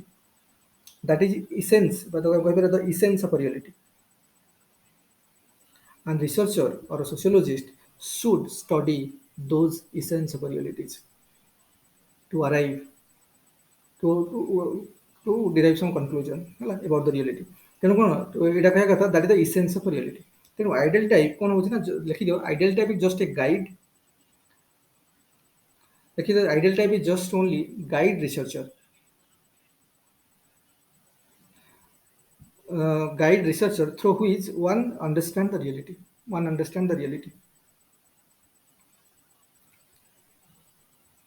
ବୁଝିଲା ତେଣୁ idea କହିବାର ମାନେ ହେଲା ଯେ ଆଇଡ଼ିଆଲ type ଦେଖ ମୋର note ତୁମକୁ କରିକି ଦେଇଦେବି ବ୍ୟସ୍ତ ହେବାର ନାହିଁ ଟିକେ କିନ୍ତୁ ଲେଖିଦେଉଥା କାରଣ ସାଙ୍ଗେ ସାଙ୍ଗେ ନୋଟ୍ ତୁମକୁ ଦେଇପାରୁନି ନା ସେଥିପାଇଁ ତେଣୁ ଏବେ ଲେଖିଦେବା ମେନ୍ କଥା ହେଲା କ'ଣ ଆଉ ଗୋଟେ କଥା ହେଲା କ'ଣ ଆଇଡ଼ିଆଲ ଟାଇପ୍ର କହିବାର ହେଲା ଯେ ଏଇଟା ଗୋଟେ ଆଭରେଜ ଟାଇପ୍ ନୁହେଁ କି ରିଅଲ ଟାଇପ୍ ନୁହେଁ କି ଗୋଟେ ଆଇଡ଼ିଆଲ ଟାଇପ୍ ଯେମିତି ଆଇଡ଼ିଆଲ ଶବ୍ଦଟା ଆସୁଛି ତା ଆଇଡ଼ିଆଲ ବି ନୁହେଁ ଏଇଟା ଆପ୍ରୋକ୍ସିମେଟ୍ ଟାଇପ୍ ଆଇଡ଼ିଆଲ ଟାଇପ୍ର ଗୋଟେ ଆପ୍ରୋକ୍ସିମେଟ୍ ଟାଇପ୍ ହେଲା ଯେଉଁଠିକି ଆମେ ନିୟର ଟ୍ରୁଥ୍କୁ ବା ଆପ୍ରୋକ୍ସିମେଟ୍ ଅଣ୍ଡରଷ୍ଟାଣ୍ଡିଂ ଆମର ଆସିବ ଟ୍ରୁଥ୍ର ଏକ୍ଜାକ୍ଟ ଜିନିଷ ଆମେ କରିପାରିବାନି ହେଲା ଏଇଟା ମ୍ୟାକ୍ସ ୱେବରଙ୍କର କହିବା କଥା। ତାପରେ କଥା କ'ଣ ହେଲା ଦେଖ, ସେ କହିଲେ ଯଦି ଆମର ଯେତେ ଆଇଡ଼ିଆଲ ଟାଇପ୍ ଅଛି ହେଲା, ତୁମେ ଯଦି ସେଥିରୁ ବି କୌଣସି ଆଇଡ଼ିଆଲ ଟାଇପ୍ ତୁମେ ଡିଲିଟ୍ ମାରିବ, ମନେକର ଆମେ ବ୍ୟୁରୋକ୍ରାସି ଉପରେ ପଢ଼ୁଥିଲେ, ଆମେ କରପ୍ସନକୁ ହଟେଇଦେବା, କରପ୍ସନ ଆଇଡ଼ିଆଲ ଟାଇପ୍କୁ ଆମେ ଆନାଲିସିସ୍ କରିବାନି, ମାନେ କରପ୍ସନ ଆଙ୍ଗେଲଟାକୁ ପୁରା ଛାଡ଼ିଦେଲେ, ତାମାନେ ଆମେ ଯେଉଁ ରିଅଲିଟିକୁ ବୁଝିଥାନ୍ତେ ସେଥିରୁ ଆମର ଫାର ବର୍ତ୍ତମାନ ଦୂରତା ବଢ଼ିଯିବ। ଆମେ ଯେତିକି କ୍ଲୋଜନେସ୍ ଥିଲା ରିଅଲିଟିକି ଆମ ଇଣ୍ଡିଆନ୍ ବ୍ୟୁରୋକ୍ରାସିକି ଯେତିକି ବୁଝିଥିଲେ, ଗୋଟେ ଆପ୍ରୋକ୍ସିମେଟ୍ ଅଣ୍ଡରଷ୍ଟାଣ୍ଡିଂ ଥିଲା, ତେଣୁ ଗୋଟେ ଆଇଡ଼ିଆଲ ଟାଇପ୍କୁ ତୁମେ କାଟିଲ ମାନେ ମେ ବି ଦୂରେଇ ଯାଇପାର, କିମ୍ବା ମେ ବି ଆଉ ଟିକେ ପାଖକୁ ଯାଇପାର। ତେଣୁ ଗୋଟେ ଆଇଡ଼ିଆଲ ଟାଇପ୍ ଏଲିମିନେଟ୍ କଲେ ତୁମେ ଯେଉଁ ଯେତେକ ଅଣ୍ଡରଷ୍ଟାଣ୍ଡିଂ ତୁମର ହେଇଛି ମେ ବି ତାର କ୍ଲୋଜ୍କୁ ହେଇଯାଇପାର, କିମ୍ବା ତାଠୁ ଦୂରେଇ ଯାଇପାର ପ୍ରକୃତ ଅଣ୍ଡରଷ୍ଟାଣ୍ଡିଂ, ପରଫେକ୍ଟ ଅଣ୍ଡରଷ୍ଟାଣ୍ଡିଂର ଟିକେ ପାଖକୁ ଆମେ ଯାଇପାରନ୍ତି କିମ୍ବା କ୍ଲୋଜ୍ ହେଇପାରନ୍ତି। ତେଣୁ ଆଇଡ଼ିଆଲ ଟାଇପ୍କୁ ଆମେ କ'ଣ କଲେ, ଗୋଟେ ଏଟାକୁ ଆମେ ଗୋଟେ କନସେପ୍ଚୁଆଲ ଫ୍ରେମୱାର୍କ ହିସାବରେ ନେଲେ। ଏଇଟା ନା ଏଇଟା ଆଇଡ଼ିଆଲ, ନା ଏଇଟା ରିଅଲ, ନା ଏଇଟା ଆଭରେଜ, ଇଟ୍ସ ନା ଆପ୍ରୋକ୍ସିମେଟ୍, ଗୋଟେ ଆପ୍ରୋକ୍ସିମେଟ୍ ଅଣ୍ଡରଷ୍ଟାଣ୍ଡିଂ, ଗୋଟେ ଆପ୍ରୋକ୍ସିମେଟ୍ ଟାଇପ୍ ଏଇଟା। ତାମାନେ ଆକୁ ଆନାଲିସିସ୍ କରିକି ଆମେ ଗୋଟେ ସବଜେକ୍ଟର ବା ଗୋଟେ ସୋସିଆଲ ରିଅଲିଟିର ଗୋଟେ କ'ଣ ଗୋଟେ ନିୟର ଟ୍ରୁଥ୍ ବା ଆପ୍ରୋକ୍ସିମେଟ୍ ଅଣ୍ଡରଷ୍ଟାଣ୍ଡିଂ ପାଖରେ ଆମେ ପହଞ୍ଚିପାରିବା, ପାଖାପାଖି ଜିନିଷକୁ ବୁଝିପାରିବା, ଆଉ ତାର ପାଖାପାଖି ସତ୍ୟତା ବିଷୟରେ ଜାଣିପାରିବା। ଏକ୍ଜାକ୍ଟ ଟ୍ରୁଥ୍ ବା ଏକ୍ଜାକ୍ଟ ରିଅଲିଟିକୁ ବୁଝିବା ପ୍ରାକ୍ଟିକାଲି ବା ହ୍ୟୁମାନଲି ଇମ୍ପସିବଲ୍ ବୋଲି କିଏ କହୁଛନ୍ତି, ମ୍ୟାକ୍ସ ୱେବର କହୁଛନ୍ତି। ତାପରେ ସେ କହିଲେ ତାହେଲେ ଯେଉଁ ସେ କହିଲେ ଆଚ୍ଛା ଏଇଟା ଠିକ୍ ଅଛି, ଏପର୍ଯ୍ୟନ୍ତ ଠିକ୍ ଅଛି। ସେ କହିଲେ ଆଚ୍ଛା ମନେକର ଆମର ତ ବହୁତ ପ୍ରକାର ରିସର୍ଚ୍ଚର ଅଛନ୍ତି, ଯଦି କାରଣ ସେ କହିଲେ ଯେ ଆଇଡ଼ିଆଲ ଟାଇପ୍ର ଯେଉଁ କନସେପ୍ଟଟା ବା ଥିଓରି ଅଫ୍ ଆଇଡ଼ିଆଲ ଟାଇପ୍ ବା ଏଇ ଜିନିଷଟା କ'ଣ ଆଇଡ଼ିଆଲ ଟାଇପ୍ର ଯେଉଁ ଫର୍ମେସନ୍ କରିବା ବା ଆଇଡ଼ିଆଲ ଟାଇପ୍ରୁ ସିଲେକ୍ସନ୍ କରିବା, ଏଇଟା ପିଓରଲି ଇଣ୍ଡିଭିଜୁଆଲ ପର୍ସନାଲ ହେଇଗଲା। ତାମାନେ ମନେକର ମୁଁ ଗୋଟେ ରିସର୍ଚ୍ଚର, ମୁଁ ଗୋଟେ ବ୍ୟୁରୋକ୍ରାସି ଉପରେ ଷ୍ଟଡି କରୁଛି, ତେଣୁ ମୋ ଇଚ୍ଛା ହେଲା ମୁଁ କରପ୍ସନକୁ ଗୋଟେ ଆଙ୍ଗେଲ ନେଲି, ଆଇଡ଼ିଆଲ ଟାଇପ୍ ନେଲି, କାଷ୍ଟିଜିମ୍କୁ ଗୋଟେ ଆଇଡ଼ିଆଲ ଟାଇପ୍ ନେଲି, ତ ତାମାନେ ଏଇଟା ମୁଁ ନିଜେ ସିଲେକ୍ଟ କରିଛି, ଏଇଟା ୟୁନିଭର୍ସାଲ ନୁହଁ। ଯେମିତି ନୁହଁ ଯେ ଯିଏ ବି ବ୍ୟୁରୋକ୍ରାସି ଉପରେ ଆସିକି ଷ୍ଟଡି କରିବ ସେ ସବୁ ଏଇ ଆଇଡ଼ିଆଲ ଟାଇପ୍ ଗୁଡ଼ା ନେବାକୁ ବାଧ୍ୟ। ମୁଁ ଯେହେତୁ ଷ୍ଟଡି କଲି ତ ମୋତେ ଲାଗିଲା ଯେ ଏଇ ଆସ୍ପେକ୍ଟ ଗୁଡ଼ାକ ବେଶୀ ଇମ୍ପୋର୍ଟାଣ୍ଟ ବା ଭେରି ଏସେନ୍ସିଆଲ ଆସ୍ପେକ୍ଟ ଏଗୁଡ଼ା ସବୁ, ତେଣୁ ଆ ଉପରେ ମୋତେ ଷ୍ଟଡିକୁ ଫୋକସ୍ କରିବାର ଅଛି। ମାନେ ଆମର ଯେଉଁ ବ୍ୟୁରୋକ୍ରାସିର ଷ୍ଟଡି ହେବ ଏଇସବୁ ଇସେନ୍ସ ଉପରେ ବା ଏଇସବୁ ଆଙ୍ଗେଲ ଗୁଡ଼ାକ ଉପରେ ମୁଁ ବେଶୀ ଫୋକସ୍ କରିକି ଷ୍ଟଡି କରିବି। ତ ମୁଁ ତ ଗୋଟେ ଆଇଡ଼ିଆଲ ଟାଇପ୍ ସେଗୁଡ଼ାକୁ ବନେଇଲି, ତ that is completely arbitrary nature, ଯେଉଁଟା ମୁଁ ନିଜେ ସିଲେକ୍ଟ କଲି, ତା ପାଇଁ କୌଣସି ଜିନିଷ ନାହିଁ ବା କୌଣସି ପ୍ରୋସିଜିଓର ନାହିଁ ଯେ ମୁଁ ଆଇଡ଼ିଆଲ ଟାଇପ୍ ସିଲେକ୍ଟ କରିବାର ଏଇ ଜିନିଷକୁ ସିଲେକ୍ଟ କରିବ, ସେମିତି କିଛି ପ୍ରୋସିଜିଓର ନାହିଁ। ତାମାନେ କହିବାର କଥା ହେଲା ଯେ ସିଲେକ୍ସନ ଅଫ୍ ଆଇଡ଼ିଆଲ ଟାଇପ୍ଟା କ'ଣ ଆର୍ବିଟାରୀ ଆଫେୟାର ସବୁ। ତେଣୁ ଏଇଟା କ'ଣ ନା ଯେଉଁ ରିସର୍ଚ୍ଚର ଯେଉଁ ମାନେ ଯେଉଁ ଗାଇଡ୍ କରିବାର ବା ଆଇଡ଼ିଆଲ ଟାଇପ୍ କ'ଣ ବା ଆଇଡ଼ିଆଲ ଟାଇପ୍ ଗୁଡ଼ା ଗାଇଡ୍ କରୁଛି ରିସର୍ଚ୍ଚରକୁ ରିଅଲିଟି ପାଖରେ ପହଞ୍ଚିବା ପାଇଁ। ତେଣୁ ଏଇ ଯେଉଁ ଗାଇଡ୍ କରିବାର ହେଲା ଏଇଟା କମ୍ପ୍ଲିଟଲି କ'ଣ ଫ୍ଲେକ୍ସିବୁଲ୍ ଇନ୍ ନେଚର। ସମସ୍ତେ ଅଲଗା ଅଲଗା ଆଇଡ଼ିଆଲ ଟାଇପ୍ ନେଇପାରନ୍ତି, ଯାହାକୁ ଯେଉଁଟା ଇମ୍ପୋର୍ଟାଣ୍ଟ ଲାଗିଲା ସେ ଆଇଡ଼ିଆଲ ଟାଇପ୍କୁ ସିଲେକ୍ଟ କରିପାରେ। ତେଣୁ ଏଇଟା କ'ଣ ମାନେ ଫ୍ଲେକ୍ସିବୁଲ୍ ନେଚର ହେବ, କିନ୍ତୁ ଏଇଟା ଗୋଟେ କଣ୍ଟିନ୍ୟୁଅସ୍ ପର୍ସ୍ୟୁଟ୍। କାରଣ ଏଇ ଯେଉଁ ବା ସତ୍ୟକୁ ବୁଝିବାକୁ ଯାଇକି ଏମିତି ନୁହେଁ ଯେ ମୋତେ ମନେକର କୌଣସି ଜାଗାରେ ଦଙ୍ଗା ହେଇଗଲା, କେଉଁଠି ଗୋଟେ ମବ୍ ଲିଞ୍ଚିଂ ହେଇଗଲା, that is A social truth. ତେଣୁ ସେଇ ଟ୍ରୁଥ୍କୁ ବୁଝିବା ପାଇଁ ହେଲେ ମୋତେ କ'ଣ ଯେ ମୁଁ ଯେଉଁ ଆଇଡ଼ିଆଲ ଟାଇପ୍ଟା ଡିଜାଇନ୍ କଲି ତ ଠିକ୍ ଅଛି, ଦ୍ୟାଟ୍ ଇଜ୍ ଫ୍ଲେକ୍ସିବୁଲ୍। ମୁଁ ନିଜକୁ ଚିନ୍ତା କରି ମୋତେ ଯାହା ଇମ୍ପୋର୍ଟାଣ୍ଟ ଲାଗିଲା ମୁଁ କଲି। ଆଉ କିଏ ବି ଆସିଲା ସେ ବି ତାର ଡିଜାଇନ୍ କରିକି ତାର ଆନାଲିସିସ୍ କଲା, ଆଉ ବି କିଏ ଆସିଲା ସେ ତାର ଆଇଡ଼ିଆଲ ଟାଇପ୍ ତାକୁ ଯେଉଁଟା ଇମ୍ପୋର୍ଟାଣ୍ଟ ଲାଗିଲା ତାପରେ ନେଇକି ଡିଜାଇନ୍ କରିକି ଇଏ କଲା। ତେଣୁ କହିବାର କଥା ହେଲା ଏଗୁଡ଼ାକ ସବୁ ଫ୍ଲେକ୍ସିବୁଲ୍, ଏଇଟା କିଛି ବାଉଣ୍ଡ ନାହିଁ କି ରେଷ୍ଟ୍ରିକ୍ସନ୍ ନାହିଁ ଯେ ଏଇ ଆଇଡ଼ିଆଲ ଟାଇପ୍ ନେବ, ତମେ ଆପରେ ଷ୍ଟଡି କରୁଛ ମାନେ ଏଇ ଆଇଡ଼ିଆଲ ଟାଇପ୍ ନେବ। ତେଣୁ ଆଇଡ଼ିଆଲ ଟାଇପ୍ର ଯେଉଁ ଥିଓରି ଅଫ୍ ଆଇଡ଼ିଆଲ ଟାଇପ୍ ଯେଉଁ ସେ କହିବା କଥା ମ୍ୟାକ୍ସ ଏଗୁଡ଼ାକ ଫ୍ଲେକ୍ସିବୁଲ୍ ଇନ୍ ନେଚର। ତାମାନେ ଏଗୁଡ଼ା କୌଣସି ୟୁନିଭର୍ସାଲିଟି ନାହିଁ, କୌଣସି ରିଜିଡିଟି ନାହିଁ। ତମେ ନିଜର ରାଣ୍ଡମ୍ ଆଫେୟାର୍ସ ଏଗୁଡ଼ା ସବୁ ତମେ ନେଲ, କିନ୍ତୁ ଏଇଟା ଗୋଟେ କଣ୍ଟିନ୍ୟୁଅସ୍ ପର୍ସ୍ୟୁଟ୍। ଜିନିଷକୁ ବୁଝିବା ପାଇଁ ସମସ୍ତେ ଚେଷ୍ଟା କରୁଛନ୍ତି, ବିଭିନ୍ନ ସୋସିଓଲୋଜିଷ୍ଟ ଜିନିଷକୁ ଏକ୍ସପ୍ଲେନ୍ କରିବାକୁ ଟ୍ରାଏ କରୁଛନ୍ତି। ତେଣୁ ଏଇ ଯେଉଁ ଆଇଡ଼ିଆଲ ଟାଇପ୍ ଯିଏ ଯାହା ନେଇକି କରିପାରିଲା ଏଇଟା କଣ୍ଟିନ୍ୟୁଅସଲି ସମସ୍ତେ ଚେଷ୍ଟା କରୁଛନ୍ତି ଅଣ୍ଡରଷ୍ଟାଣ୍ଡିଂ ବୁଝିବା ପାଇଁ। ଯଦି ବା ପରଫେକ୍ଟ ଅଣ୍ଡରଷ୍ଟାଣ୍ଡିଂ ଆମେ ବୁଝିପାରୁନାହାନ୍ତି, ପାଖାପାଖି ତ ଜିନିଷ ଆମକୁ ବୁଝା ପଡ଼ିଯାଉଛି। ତେଣୁ ଏଇଟା ଗୋଟେ random process, it's a flexible nature and a continuous pursuit. କାରଣ ଆମର ଚେଷ୍ଟାଟା ଅବିରାମ ଗତିରେ ଚାଲିଛି। ଆଜି ମୁଁ କରୁନି, ବହୁତ ଆଗରୁ ବି ଲୋକ କରୁଥିଲେ। ମବ୍ ଲିଞ୍ଚିଂ ଆଜି ହେଉନି, ବହୁତ ଆଗରୁ ବି ହେଉଛି। କାଷ୍ଟିଜିମ୍ଟା ଆଜିର ନୁହେଁ, ବହୁତ ଆଗରୁ ବି ହେଉଛି। ତେଣୁ ଏଇ ଜିନିଷକୁ ଲୋକମାନେ ଷ୍ଟଡି କରୁଛନ୍ତି ବା ବ୍ୟୁରୋକ୍ରାସିଟା ବହୁତ ଆଗରୁ ହେଲାଣି, ଲୋକ ଏଇ ଜିନିଷକୁ ଷ୍ଟଡି କରି ଚାଲିଛନ୍ତି। ବୁଝିଲା? ତେଣୁ ଯେ କଣ୍ଟିନ୍ୟୁଅସ୍ ପର୍ସ୍ୟୁଟ୍ ଏ କହିବା କଥା। ତାପରେ ଆମେ ଚେଷ୍ଟା କଲେ ବି ଆଇଡ଼ିଆଲ ଟାଇପ୍କୁ ଆମେ ଚେଞ୍ଜ କରିଦେବା, ଆମେ ଚାହିଁଲେ ବି ଆଇଡ଼ିଆକୁ ଆଇଡ଼ିଆଲ ଟାଇପ୍ ଇନକ୍ଲୁଡ୍ କରିବା, କାହାକୁ ଏଲିମିନେଟ୍ କରିଦେବା, କାହାକୁ ମୋଡିଫାଏ କରିଦେବା। ତ ଏଗୁଡ଼ାକ ସବୁ ନିଜ ଉପରେ random affairs, flexible in nature ସେ କହିବା କଥା। ତେଣୁ ସେଇଥିପାଇଁ କହିଲେ ଥିଓରିକୁ ବେଶୀ ଗ୍ଲୋରିଫାଏ କରନି। ମ୍ୟାକ୍ସ ୱେବର କହିବା କଥା ଥିଓରିକୁ ବେଶୀ ଗ୍ଲୋରିଫାଏ କରନି। ଆମ କାମ ହେଉଛି ଅଲ୍ଟିମେଟ୍ ଏଣ୍ଡରେ ଥିବା ଟ୍ରୁଥ୍କୁ ବୁଝିବା। ତ ଅଣ୍ଡରଷ୍ଟାଣ୍ଡିଂ ଅଫ୍ ଦ ଟ୍ରୁଥ୍ ହେଉଛି କ'ଣ ଏଣ୍ଡ ଅଫ୍ ଦ ରିସର୍ଚ୍ଚର ବା ଏଣ୍ଡ ଅଫ୍ ଦ ଆମ ଯେଉଁ ପର୍ସ୍ୟୁଟ୍ ବା ରିସର୍ଚ୍ଚ ତାର ଏଣ୍ଡ ପଏଣ୍ଟ ହେଉଛି ଅଣ୍ଡରଷ୍ଟାଣ୍ଡିଂ ଅଫ୍ ଦ ରିଅଲିଟି। କିନ୍ତୁ ତା ପାଖରେ ପହଞ୍ଚିବା ପାଇଁ ଆମକୁ ଦରକାର ପ୍ରପର ଇଣ୍ଟରପ୍ରିଟେସନ୍, ସେଥିପାଇଁ ଆମକୁ ଥିଓରିର ଆବଶ୍ୟକତା ଅଛି। ତେଣୁ ଥିଓରି ଗୁଡ଼ାକ ଫ୍ଲେକ୍ସିବୁଲ୍ ହେବା ଦରକାର। ନିଜ ଇଚ୍ଛା ଅନୁସାରେ ଆମେ ଥିଓରି ଡିଜାଇନ୍ କରିକି ଜିନିଷକୁ ଏକ୍ସପ୍ଲେନ୍ କରିକି ସେଠି ଯାଇକି ପହଞ୍ଚିବା। ତେଣୁ ଯେତେ ଆକୁରେଟ୍, କାରଣ କେହି ତ ପରଫେକ୍ଟ ଆନ୍ସର ଦେଉନାହାନ୍ତି, ପରଫେକ୍ଟ ଏକ୍ସପ୍ଲାନେସନ୍ ଦେଉନାହାନ୍ତି, ଆମେ କେତେ ପରଫେକ୍ଟ ଆନ୍ସର ଦେଇପାରୁଛେ, କେତେ ନିୟର ଟ୍ରୁଥ୍ ଜିନିଷକୁ ବୁଝିପାରୁଛେ, that is the important thing here. ତେଣୁ ତା ପାଇଁ ଯାହା ଯାହା ଥିଓରି ଦରକାର ଆମକୁ ଏଇଟା ୟୁଜ୍ ଆମେ କରିବା। ତେଣୁ ଥିଓରି ଗୁଡ଼ାକ ଓଭର ଗ୍ଲୋରିଫାଏ କରିବା ଦରକାର ନାହିଁ, କି ତାକୁ ଗୋଟେ ଏତେ ଇମ୍ପୋର୍ଟାନ୍ସ ଦେବାର ଆବଶ୍ୟକତା ନାହିଁ। Those are means only to attend the end, they are not end in itself, ହେଲା।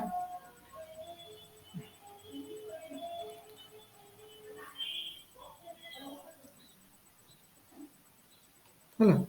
ତାପରେ ସେ କହିଲେ ଆଉ ଗୋଟେ କଥା, ଆଉ ଗୋଟେ ଇମ୍ପୋର୍ଟାଣ୍ଟ କଥା ହେଉଛି ଯେ ଏଗୁଡ଼ାକ ସେ କହିଲେ ବିଭିନ୍ନ ଜାଗାରୁ ପଲିଟିକାଲ ସାଇନ୍ସ ହଉ, ସୋସିଓଲୋଜି ହଉ, ହେଲା, କିମ୍ବା ହିଷ୍ଟ୍ରି ହଉ, ଇକୋନୋମିକ୍ସ ହଉ, ସବୁ ଜାଗାରୁ ବି ଆମେ କ'ଣ ଆଇଡିଆଲ ଟାଇପ୍ ବନେଇ ପାରିବା। ସବୁ ଜାଗାରୁ ଆମେ କ'ଣ କରିବା, ଆଇଡିଆଲ ଟାଇପ୍ ବନେଇ ପାରିବା। ସବୁ ଜାଗାରୁ ଆମେ ସବୁ ଫିଲ୍ଡରୁ ଆମକୁ ଆଇଡିଆଲ ଟାଇପ୍ ବନେଇ ହେବ। ତେଣୁ ନିଜର ଫ୍ଲେକ୍ସିବିଲିଟି ଅଛି, ଯେହେତୁ ଆମେ ନିଜ ଅନୁସାରେ ଆମକୁ ଯେଉଁଟା ସୁଇଟେବଲ୍ ହେଲା, ଯେଉଁଟା ଇମ୍ପୋର୍ଟାଣ୍ଟ ଲାଗିଲା, ଆମେ ସେଇ ଆସ୍ପେକ୍ଟ ଗୁଡ଼ାକୁ କନସିଡର କରିକି ସେଥିରେ ଆମେ ସେଟାକୁ ଆମେ ଆଇଡିଆଲ ଟାଇପ୍ ରୂପେ ବନେଇ ପାରିବା। ଆଉ ତାକୁ ଷ୍ଟଡି କରିକି ଆମେ କ'ଣ, ତାକୁ ଷ୍ଟଡି କଲା ମାନେ ଇଣ୍ଟରପ୍ରିଟେସନ୍ କଲେ, ତା ମାନେ କରିକି ଆମେ କ'ଣ ଗୋଟେ ଅଣ୍ଡରଷ୍ଟାଣ୍ଡିଂ ଆମର ଡେଭଲପ୍ କରିବୁ, ଏଇଟା ବୋଲି ସେ କହୁଛନ୍ତି, ହେଲା। ଯେମିତି ମନେକର ପଲିଟିକାଲ ସାଇନ୍ସ ହେଲା, ଅଥରିଟି ଉପରେ ଆମେ ପଢ଼ିବା, ପରେ ଅଥରିଟିର ହେଲା, କିମ୍ବା ତାପରେ ଆଙ୍କୁ ବି କୁହାଯାଏ, କାହାକୁ, ମାର୍କସ୍ ୱେବରଙ୍କୁ କୁହାଯାଏ ମାନେ इंटर डिसिप्लिनरी अप्रोच स्टार्ट कले आमको कुजाए inter disciplinary approach father of inter disciplinary approach जो कुजाए मैक्स वेबर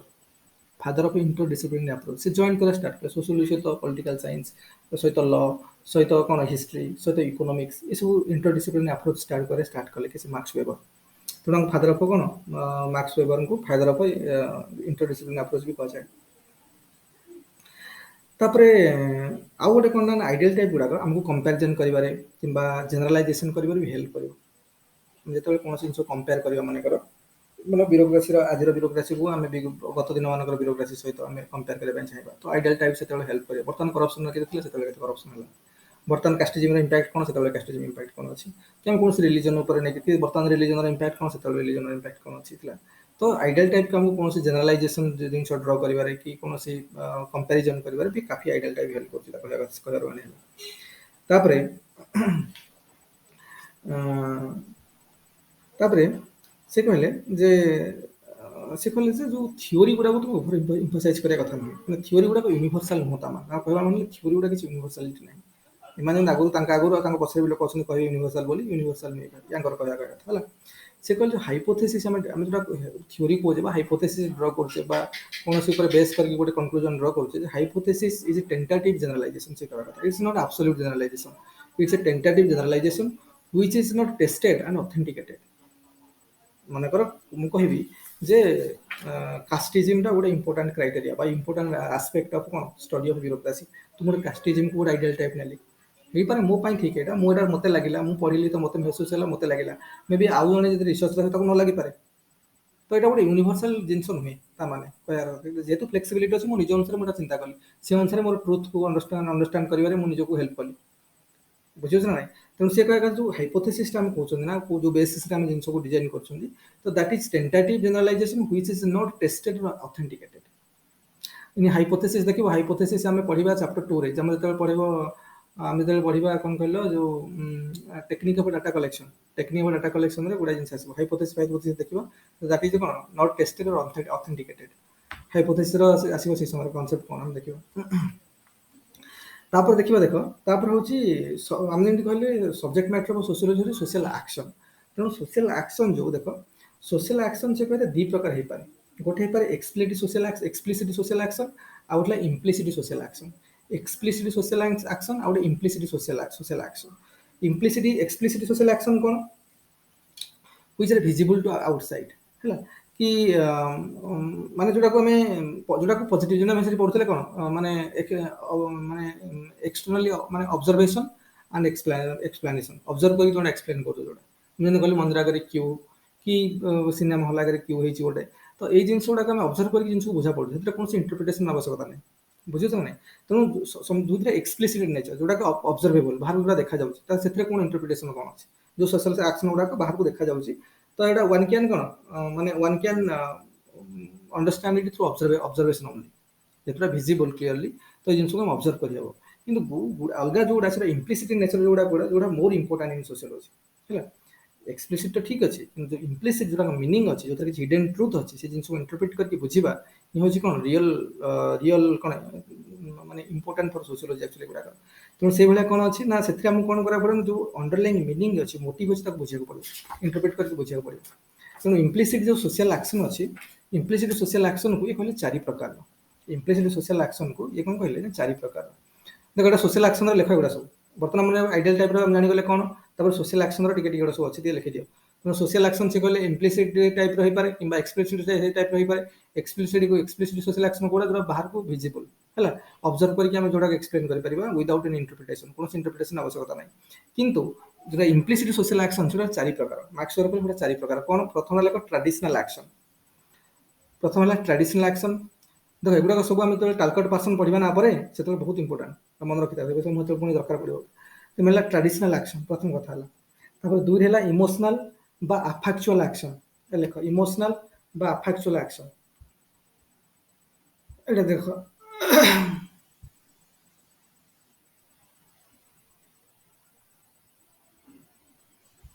देख 4 प्रकार अच्छी गोटे है कौन ये implicit social action implicit social action implicit social action तो फास्ट है कौन ट्रेडिशनल एक्शन ट्रेडिशनल एक्शन दुई है कौन इमोशनल इमोशनल इमोशनल बाइटा कौन कह अफेक्चुअल है अफेक्चुअल एक्शन 3 लिख 3 हूँ कौन ना 3 हूँ value value by WERT what rational action सब जर्मन वर्ड गुड़ा रैशनल एक्शन मेन ला वेबर जो लिखी नथिले कि वेबर सब जर्मन लैंग्वेज लिखी थे एटा टालकट पार्सन इंग्लिश को ट्रांसलेट करछन 4 नंबर है कौन 4 नंबर हूँ गोल बा ज्वेक रिएक्शन GOAL गोल और ज्वेक रिएक्शन WECK ज्वेक रिएक्शन एक्शन है ये प्रकार 4 प्रकार से कहले जो इम्प्लिसिट सोशल एक्शन अच्छे ना 4 प्रकार एगुड़ा सब दरकार हे कौटी यहाँ सब दरकार हे टालकट पार्सन सब मन रखी था तेणु एगुड़ाक सब कहले जब आमको इम्प्लिसिट सोशल एक्शन को बुझे अच्छे ना तेणु सोशल एक्शन 4 प्रकार हो पाए गोटे ट्रेडिशनल प्रथम कथा आसला ट्रेडिशनल एक्शन से कहले देख से कहले मनकर आमको अर्बानाइजेशन बुझार अच्छे मन अर्बानाइजेशन सोशल ट्रुथ है मनकर अर्बानाइजेशन बुझार अच्छे से जो अर्बानाइजेशन है मन Indian urbanisation European urbanisation American urbanisation ये सब सेम नुह इंडियन अर्बानाइजेशन पछरे सब कल्चरल सेंटर जो जगह कल्चरल सेंटर अच्छे से अर्बानाइजेशन सब गढ़ी उठी देखिए मनकर वाराणसी काशी विश्वनाथ टेम्पल तो से ये को लेकिन गढ़ी उठला कि देख देख प्राय जो सिटी गुड़ाक सब चेन्नई सिटी है सो पाखापाखि कौन माने समुद्र पाखापाखि सिटी गुड़ाक है तो सेठी कौन जेहेतु विभिन्न कल्चरल इंटराक्शन काफी सेठी है तो सेठी गढ़ी उठला तो प्राय देखाई जो इंडियन अर्बानाइजेशन जहाँ से गुड़ाकर कल्चरल सेंटर गुड़ाक चारि पाखे प्राय सिटी अर्बानाइजेशन हो जाए किंतु यूरोपियन अर्बानाइजेशन देखिए सेमती ना सेमती खाली कल्चर को बेस करके सिटी गढ़ी उठे से सब अलग अलग ये सब कि अलग कौन से देखा जब माने कौन वर्ल्ड डिफरेंट डिफरेंट पार्ट को देखा जो सब अर्बानाइजेशन अच्छी से विभिन्न कारण जो अर्बानाइजेशन गढ़ी उठी तेणु अर्बानाइजेशन सब सेम नुहे से कहवा कथा तेणु आम अर्बानाइजेशन स्टडी करवा तो डिफरेंट जगह अर्बानाइजेशन डिफरेंट आइडियल टाइप हमको फ्रेम करा पड़ो खाली अर्बानाइजेशन मान से आइडियल टाइप गुड़ा तुम एनालिसिस कल अर्बानाइजेशन ट्रुथ को तुम अंडरस्टैंड करमती किसी ना अलग अलग जगह अलग अलग अच्छे जोड़ा कौन काफी कल्चर द्वारा हिस्ट्री द्वारा विभिन्न रिजन जो सब से जगह अर्बानाइजेशन गढ़ी उठी तेणु से कहना चाहिए तेणु तेणु आमको कौन से जिन रिसर्च कराया ना आमको सब माने reality know about the subject and reality of that से जो रियलिटी से अच्छी तार विषय भी जाना दरकार से कि कौन कौन जो एक्शनटा reality that is because of social action कि इमोशनल एक्शन जो कि वैल्यू एक्शन जो कि गोल एक्शन ये सब जिन प्रथम जाना दरकार से कहले मनकर अर्बानाइजेशन जब दबा मनकर आइडियल टाइप बनवा तो कौन बनवा प्रथम है एथनिक मिक्सअप विभिन्न जातिर प्रजातिर रेस लोक मैंने अच्छा गोटे एरिया तो प्रथम स्टडी करवा एथनिक मिक्सअप कौन अच्छी कि माइग्रेशन कौन है रूराल लोक मैंने आसिक माइग्रेट करके अच्छा कि कौन से जिन देखा कि ବିଭିନ୍ନ ଯେଉଁ କ୍ଲାସ୍ର ଲୋକ ଅଛନ୍ତି ମାନେ ପ୍ରୋଲେଟେରିଏଟ୍ କ୍ଲାସ୍ ଧନିକ ଶ୍ରେଣୀର ଲୋକ ଅଛନ୍ତି ଗରିବ ଶ୍ରେଣୀର ଲୋକ ଅଛନ୍ତି ତାଙ୍କ ଭିତରେ ସ୍ପେସ୍ ଡିଭିଜନ କେମିତି ଅଛି ସ୍ପେସ୍ ଡିଭିଜନ ଇନ୍ ସେନ୍ସ ମାନେ ଅକୁପାନ୍ସି କେତେ ଅଛି କେତେ କେତେ ପ୍ରପର୍ଟି କାହା କାହା ଅଣ୍ଡରରେ କେତେ କେତେ ଅଛି ତ ଏଇଟା ଗୋଟେ ହେଇପାରେ କାରଣ ଦେଖିବ ପ୍ରାୟ ଧନୀ ଲୋକଙ୍କ ପାଖରେ ବହୁତ ଜମି ବହୁତ ତାଙ୍କର ଗୋଟେ ଗୋଟେ ଧନୀ ଲୋକ ଗୋଟେ ଥିବ ସବୁ ସହରରେ ଫ୍ଲାଟ୍ ଥିବ ରହିବାକୁ 2-3ଟା ଲୋକ ଥିବେ ତାଙ୍କର ସବୁ ଥିବ କିନ୍ତୁ ଗୋଟେ ଗୋଟେ ଫ୍ୟାମିଲିରେ 25-30 ଲୋକ ଅଛନ୍ତି ରହିବା ପାଇଁ ସିଙ୍ଗଲ ଦିଟା 3ଟା ରୁମ୍ ନାହିଁ ବୁଝୁଛ ନାଇଁ ତେଣୁ ଅର୍ବାନାଇଜେସନର ଯେଉଁ ଟ୍ରୁଥଟା ତାକୁ ବୁଝିବାକୁ ହେଲେ ଆମକୁ ମେନଲି ଆମେ ଏଇ ଜିନିଷ ଗୁଡ଼ା ଆଇଡ଼ିଆଲ ଟାଇପ୍ ଗୁଡ଼ା ବନେଇ ପାରିବନି ଏଥନିକ୍ ମିକ୍ସଅପ୍ କ'ଣ ଅଛି ବିଭିନ୍ନ କାଷ୍ଟର ଲୋକ କୋଉଠି କ'ଣ କେମିତି କ'ଣ ଅଛନ୍ତି ଏଥନିକ୍ ମିକ୍ସଅପ୍ ଗୋଟେ ଦେଖିଲେ ସେକେଣ୍ଡରେ ମନେକର ଦେଖିଲେ ଯେ ତାଙ୍କ ଭିତରେ କ'ଣ ଅଛି ମାଇଗ୍ରେସନ୍ ହେଇଛି ନା ସେମିତି ଆଗରୁ ଥିଲେ ଅରିଜିନାଲିଟି ମାନେ ଥିଲେ ଆଗରୁ କି ମାଇଗ୍ରେଟ୍ କରିକି ବିଭିନ୍ନ ଜାଗାରୁ ଆସିଛନ୍ତି କି ଏମାନଙ୍କ ଭିତରେ ସ୍ପେସ୍ ଡିଷ୍ଟ୍ରିବ୍ୟୁସନ୍ କୋଉ ଭଳିଆ ଅଛି ତ ଏଇଟା ସବୁ ଗୋଟେ ଗୋଟେ ଆଇଡ଼ିଆଲ ଟାଇପ୍ ବନେଇ ପାରନ୍ତି ଅର୍ଗାନାଇଜେସନ ଟ୍ରୁଥକୁ ଯଦି ବୁଝିବା ପାଇଁ ଚାହିଁବା ଏ ଆଇଡ଼ିଆଲ ଟାଇପ୍ ଆନାଲିସିସ୍ କରିକି ଆମେ ଗୋଟେ ଆପ୍ରୋକ୍ସିମେଟ୍ ଅଣ୍ଡରଷ୍ଟାଣ୍ଡିଂ ଡ୍ର କରିପାରିବା ହେଲା ତେଣୁ এই ଜିନିଷ ଗଲା ତାପରେ ଇଏ କହିବା କଥା ଦେଖ ଯୋଉ ଇମ୍ପ୍ଲିସିଟ୍ କଥା କହିଲି ମୁଁ ଇମ୍ପ୍ଲିସିଟ୍ ସୋସିଆଲ ଆକ୍ସନ ଆମେ କ'ଣ କହିଲି ଇମ୍ପ୍ଲିସିଟ୍ରେ ଆମର ହେଉଛି ଗୋଟେ କ'ଣ ନା ଗୋଟେ ଟ୍ରାଡିସନାଲ ଇମୋସନାଲ ଭ୍ୟାଲ୍ୟୁ ଆଉ ଗୋଲ୍ ଟ୍ରାଡିସନାଲଟା ପ୍ରଥମେ ଦେଖିବା ଦେଖ ଟ୍ରାଡିସନାଲଟା କ'ଣ ଟ୍ରାଡିସନାଲଟା ଏଠି କ'ଣ ହୁଏନି ଦେଖ ମନେକର ଟ୍ରାଡିସନାଲ ପାଇଁ ସବୁ ଜାଗାରେ ଅଲଗା ଅଲଗା ଯେମିତି ଆମେ ଓଡ଼ିଶାରେ ରହୁଛେ ମନେକର ଆମ ଓଡ଼ିଶାର ଟ୍ରାଡିସନ୍ ସବୁ ଅଲଗା ୟୁପିରେ ଯେଉଁମାନେ ରହୁଛନ୍ତି ତାଙ୍କର ଟ୍ରାଡିସନାଲ ଜିନିଷ ଅଲଗା ଅଲଗା କିଏ ଦିଲ୍ଲୀରେ ରହୁଛି କିଏ ପଞ୍ଜାବରେ ରହୁଛି ମନେକର ପଞ୍ଜାବର ସେଠି ଯେଉଁ ତାଙ୍କର ଯେଉଁ ରିଆଲିଟି ତ ସେଠି କିଛିଟା ରିଆଲିଟି ଅଛି ଯାହା ପଛରେ ସୋସିଆଲ ଆକ୍ସନ ଟ୍ରାଡିସନାଲ କି ଆମର ଏଠି ଗୁଡ଼ାଏ ରିଆଲିଟି ଘଟଣା ଘଟୁଛି ଓଡ଼ିଶାରେ ମନେକର ତା ପଛରେ କାଫି ଟ୍ରାଡିସନାଲ ସୋସିଆଲ ଆକ୍ସନ ରେସ୍ପନ୍ସିବଲ୍ ଅଛି ତେଣୁ ଯେଉଁ ଟ୍ରାଡିସନାଲ ଗୁଡ଼ାକ ନ୍ୟୁମରସ୍ ଆକ୍ଚୁଆଲି ବହୁତ ଲୋକଙ୍କ ପାଇଁ ମାନେ ସବୁ ଜାଗାରେ ଅଲଗା ଅଲଗା ଟାଇପ୍ର ଟ୍ରାଡିସନାଲ ଯୋଗୁଁ ହେଇପାରେ ହେଲା ମନେକର ଦେଖିବା ଯେମିତି ମନେକର କୌଣସି ଟ୍ରାଡିସନାଲ ଆକ୍ସନ ହେଉଛି ତା ପଛରେ କ'ଣ traditional customs values norms responsible example ମନେକର ଦେଖିବ ମନେକର ଆମେ କହିବା ସାବରିମାଳା ଟେମ୍ପଲ୍ କଥା ନେବା ସାବରିମାଳା ଟେମ୍ପଲ୍କୁ ଏଣ୍ଟ୍ରି ହେଉନି ୱିମେନ୍ ମାନଙ୍କୁ that is a reality social truth ଆମେ ତାପରେ ରିସର୍ଚ୍ଚ କଲେ ଯାଇକି ଆମେ ଗଲେ ରିସର୍ଚ୍ଚ କଲେ ତ ଆମେ ଆଇଡ଼ିଆଲ ଟାଇପ୍ ବନେଇବା ବର୍ତ୍ତମାନ ଯେଉଁ ସେଠି ଯେଉଁ ସୋସିଆଲ ଆକ୍ସନ ହେଉଛି that is traditional social action ସେଠି ନା ସେମାନେ ରାସନାଲି ଥିଙ୍କିଂ କରୁଛନ୍ତି ନା ସେଠି ଗୋଲ୍ ଓରିଏଣ୍ଟେଡ୍ ଥିଙ୍କିଂ ଆସୁଛି ନା ସେଠି କ'ଣ ଇମୋସନାଲ ଥିଙ୍କିଂ ଆସୁଛି ସେଠି ଟ୍ରାଡିସନ୍ ଗୋଟେ ଅଛି ଯେ ବହୁତ କାଳ ଆଗରୁ ପ୍ରଥା ଚାଲି ଆସିଛି ଯେ ଏଠିକି ଝିଅମାନଙ୍କୁ ବା ଫିମେଲ୍ ମାନଙ୍କୁ ଆଲାଉ କରାହେବନି ମନ୍ଦିର ଭିତରେ ବହୁତ ଆଗରୁ ଟ୍ରାଡିସନାଲ ତାଙ୍କର କଷ୍ଟମ୍ ସେଟା ଅଛି ତାଙ୍କ ଭ୍ୟାଲ୍ୟୁ ବା କଷ୍ଟମ୍ ସେ ଜିନିଷ ଟ୍ରାଡିସନାଲ ଆଗରୁ ଟ୍ରାଡିସନ୍ ଚଲି ଆସିଛି ଚିରାଚରିତ ପ୍ରଥା ଆମେ ଯୋଉଟା କହୁଛେ ଚିରାଚରିତ ପ୍ରଥା ବହୁତ ଆଗରୁ ଚାଲି ଆସିଛି ଆମେ କ'ଣ ଜାଣିଛେ ବୁଝୁଛ ନା ନାଇଁ ଏଇ ଜିନିଷ ଗୁଡ଼ାକ କି ମନେକର ଯେଉଁ ମନେକର ଦେଖିବ ଆମ ଓଡ଼ିଆରେ ବି ଆମ ଓଡ଼ିଶାରେ ଦେଖିବ ଏଇ ଯେଉଁ ଓଡ଼ିଶାରେ ଦେଖିବ ମନେକର ବିଭିନ୍ନ ଫେଷ୍ଟିଭାଲ ଆମର ପାଳନ କରାହେଉଛି ହେଲା କି ରଜ ସଂକ୍ରାନ୍ତିରେ ମନେକର ରଜ ପର୍ବରେ ମନେକର ରଜ ପର୍ବରେ ଦେଖିବ ଝିଅମାନଙ୍କୁ ଜେନେରାଲି କାମ କରିବା ପାଇଁ ଡୋମେଷ୍ଟିକ୍ କାମ ମେନଲି ଆମେ ଯେହେତୁ ମେଲ୍ ଡୋମିନେଟେଡ୍ ସୋସାଇଟି ତ ଆମର ସୋସାଇଟିରେ କ'ଣ ହୁଏ ନା ସେଇ ପର୍ଟିକୁଲାର ରଜ ପର୍ବ ମାନଙ୍କରେ ଝିଅମାନଙ୍କୁ କାମ କରିବାକୁ ଦିଆଯାଏନି ଆ ପଛରେ ତମେ ଥୋଡ଼ି ଭାବିବ ଯେ ଆପରେ ଗୋଲ୍ କ'ଣ ଅଛି ଭ୍ୟାଲ୍ୟୁ କ'ଣ ଅଛି because that is something traditional ବହୁତ ଚିରାଚରିତ କଥା କେଉଁ ଆଗରୁ ଚଳି ଆସି ତାକୁ ଆମେ ସେଲିବ୍ରେଟ୍ କରୁଛନ୍ତି ସବୁବେଳେ ମନେ ଯେଉଁ ଟ୍ରାଡିସନାଲ ଆକ୍ସନ ଯାହା ହେଉଛି ତା ପଛରେ ଯେଉଁ ଜିନିଷଟା ଅଛି ସେଇଟା କ'ଣ ନା ସେଇଟା guided by traditional customs values on norms traditional values traditional norms ଏଇଟା ମାଧ୍ୟମରେ ହେଉଛି ତେଣୁ traditional actions and habitual in nature କାରଣ ଆମ ସମସ୍ତେ କରୁଥିଲେ ଆମ ଜେଜେବାପା ମାନେ ବି କରୁଥିଲେ ଆମ ପୁଅ କରୁଥିଲେ ଆମେ ବି କରୁଛେ ଆଗରେ ଚାଲିବ ଏଇଟା ଅଲରେଡି କରୁଛନ୍ତି ଟ୍ରାଡିସନାଲ କଷ୍ଟମଟା ଚାଲି ଆସିଛି ମନେକର ହାବିଚୁଆଲ ଇନ୍ ନେଚର ଆଉ ପିଢ଼ି ପିଢ଼ି ଧରିକି ଏଇ ଜିନିଷଟା ହେଇ ଆସୁଛି ହେଲା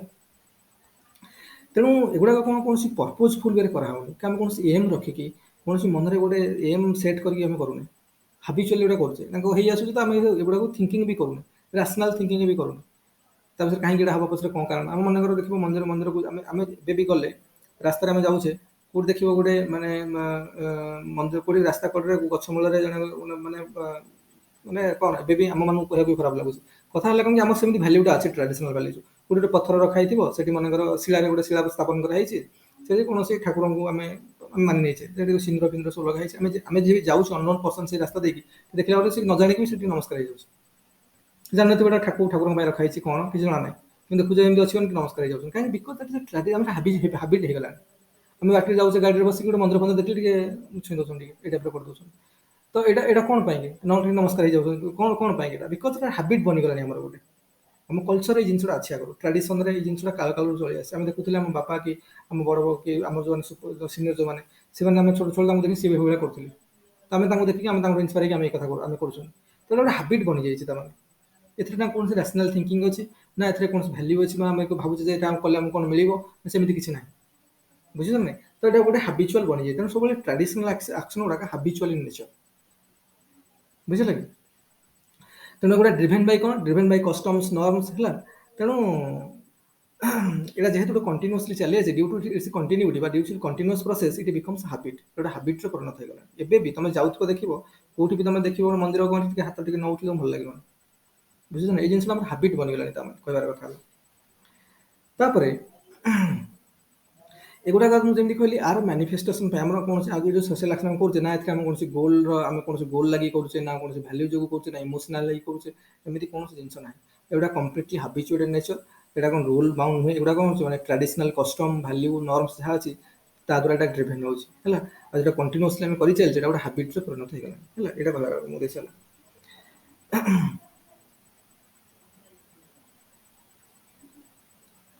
ତେଣୁ କହିବା କଥା ଯେ ଯେଉଁ ଆମେ କହିବା କଥା ଯେତେବେଳେ ସୋସାଇଟି ଆଗକୁ ଆଗକୁ ବଢ଼ୁଛି, ମାନେ ମଡର୍ଣ୍ଣିଟିରେ ପଢ଼ିବା, କିନ୍ତୁ କହୁଛି ଯେ ଆମେ ଏଇ ଜିନିଷର ସବୁ ଭଲରେ ଏଇଟାକୁ ଭଲ ଭାବରେ ସବୁ ମନେ ରଖ। ଯାହା ଯାହା ପଏଣ୍ଟ ମୁଁ କହିଦେଉଛି ଏଠି ନୋଟ୍ କରିଦେଇଥା, ଏଇଟା ବହୁତ ଇମ୍ପୋର୍ଟାଣ୍ଟ।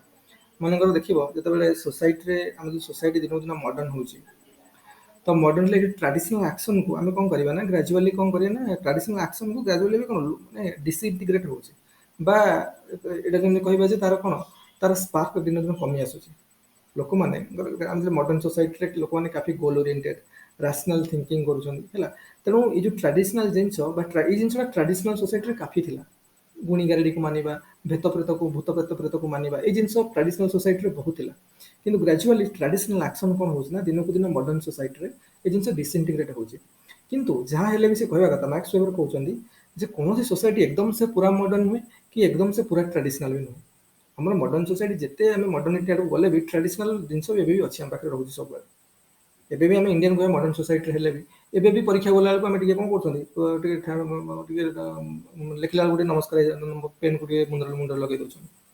କି ଡକ୍ଟରମାନେ ଯଦି ଅପରେସନ କଲାବେଳକୁ କହୁଛନ୍ତି I operate he saves almighty, believe in almighty ଲୋକମାନେ କହୁଛନ୍ତି ଠାକୁର ଯାହା କରିବେ ଦେଖିବା, ଆମେ ତ ଆମ ତରଫରୁ କହୁଛୁ। ଆମେ ବି ନିଜେ କହୁଛନ୍ତି ସୋଦ ପଢ଼ାପଢ଼ି ହେଇଛି, ଦେଖିବା ଯାହା ଅଛି ଭାଗ୍ୟରେ ହବ। ଆମେ ସବୁ ପଢ଼ିପାରିକି ତ ଯାଇଛନ୍ତି, ଦେଖିବା ଭଗବାନ ଯାହା କରିବେ, ଏବେ ବି ଏଇଭଳିଆ ଆମେ କହୁଛନ୍ତି। କାରଣ ଏବେ ବି ଆମର ସେ ଜିନିଷ ବିଲିଭଟା ଏକଦମ ସେ ଯାଇନି। ବୁଝୁଛ ନା? ସେ ଜିନିଷଟା ରହିଛି। ସେ କହିବା କଥା ପ୍ରତି ସୋସାଇଟିରେ ଟ୍ରାଡିସନାଲ ଆକ୍ସନ ଗୁଡ଼ାକ ଯେମିତି ହେଲେ ରହିବ, ପୁରା ଏକଦମ ସେ ଲୋପ ପାଇଯିବନି ହେଲା। ତେଣୁ ଟ୍ରାଡିସନାଲ ଆକ୍ସନ ହେଉଛି କ'ଣ ନା କମ୍ପ୍ଲିଟଲି ମାନେ ଏଇଟା କ'ଣ ଆମେ ଯଦି କହିବା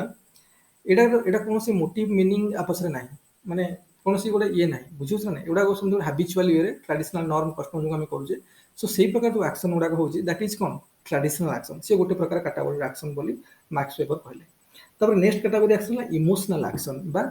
ଆଫାକ୍ଚୁଆଲ ଆକ୍ସନ ବୋଲି କୁହାଯାଉଛି। ଇମୋସନାଲ ଆକ୍ସନଟା କ'ଣ? ଗୋଟେ ଇମୋସନ ଦ୍ୱାରା। ଦେଖ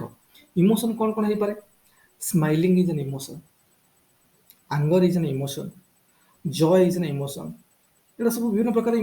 କାହାପରେ ରାଗିଯିବା କାଇଣ୍ଡ ଅଫ୍ ଇମୋସନ, ଏକଦମ ସେ ଖୁସିରେ ଓଭରୱେଲମ୍ ନେଇଯିବା ପୁରା joy, that is kind of emotion. କି କାନ୍ଦିବା ଇଜ୍ ଏନ୍ ଇମୋସନ, କି ଖୁସିରେ ହସିବା ଲାଫିଂ କରିବା, ଏଗୁଡ଼ା ସବୁ ଇମୋସନ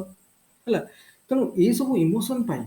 ଯେଉଁ ଆକ୍ସନ ହେଉଛି ନା that is emotional action. For example ମନେକର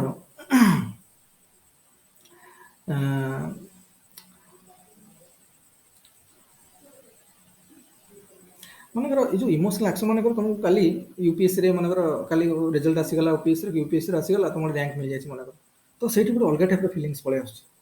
ମାନେ ମନ ଗୋଟେ ଉଡ଼ୁଛି, ପୁରା ଖୁସିରେ ଓଭରୱେଲ୍ମ ହେଇଯାଉଛି ପୁରା ମନରେ ଗୋଟେ ମୋତେ ର୍ୟାଙ୍କ 1 ପଳେଇ ଆସିଲା, ମନରେ ଗୋଟେ ଓଭରୱେଲ୍ମ ଆସିଯାଉଛି। ତେଣୁ ଓଭରୱେଲ୍ମ ହେବା ପଛେ ତ ଖୁସିରେ କ'ଣ ସବୁ ଆକ୍ସନ ମାନେ ରୁମ୍ ଭିତରେ ଡେଇଁବା, ତ ଏକୁଟିଆ ଆସିବା ଡେଇଁବା, ନାଚିବା, କି ହୋ ହେଇକି ହସିବା ହେଇଗଲା ଏତେ ଦିନ ପରେ, କି କିଛି ଲୋକଙ୍କର ଅତି ଖୁସିରେ ଆସିବା ଆଖି ବାହାରି ମାନେ ଆଖିରୁ କ'ଣ ଅଶ୍ରୁ ବାହାରି ଆସୁଛି। ତେଣୁ ଏଇ ଟାଇପ୍ର ଜିନିଷ ଯେଉଁ ହେଉଛି ଏଗୁଡ଼ାକ ଥୋଡ଼ିଆ ପଛରେ କୌଣସି ଗୋଟେ ରାସନାଲ ଥିଙ୍କିଂ ଅଛି। ଏଇ ଯେଉଁ ସୋସିଆଲ ଆକ୍ସନଟା ହେଲା ନା, ଏଇଟା ତାପରେ ରାସନାଲ ଥିଙ୍କିଂ ଯେଉଁ ଏମିତି ହେଉଛି, ସେଇଟା ସମଥିଙ୍ଗ ଇମୋସନ ଯୋଗୁଁ ତୁମର ସାଙ୍ଗେ ସାଙ୍ଗେ ଗୋଟେ ଜିନିଷ ମିଳିବ ନା, ଖୁସିରେ ଲୋକ ନାଚୁଛନ୍ତି ଉଠିକି ଡେଇଁବା ଇଏ ଉପରେ, ତ ଏଇଟା କାହିଁକି ହେଲା? ଏଇଟା ଏଇ ଯେଉଁ ଆକ୍ସନଟା ହେଲା ଏଇଟା କାହିଁକି ହେଉଛି? ଏ ପ୍ରକାର that is truth, social truth.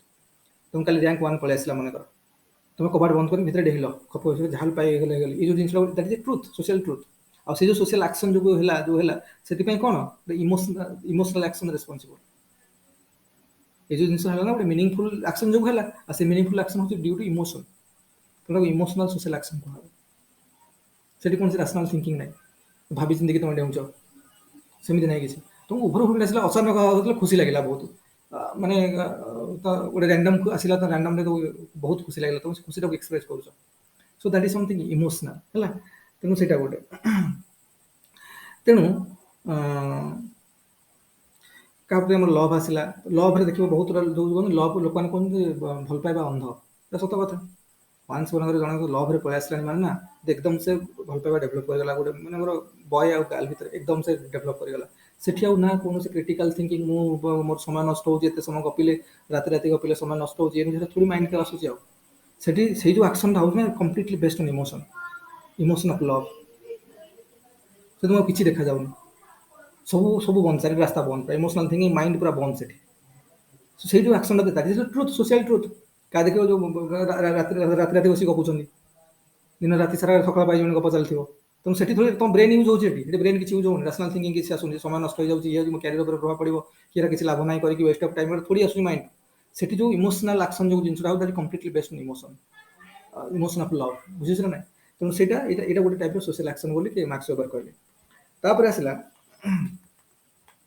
ତେଣୁ ଏଗୁଡ଼ାକ ଯେଉଁ ହେଉଛି ନା, ପ୍ଲାନ୍ ସେ କହିବା କଥା,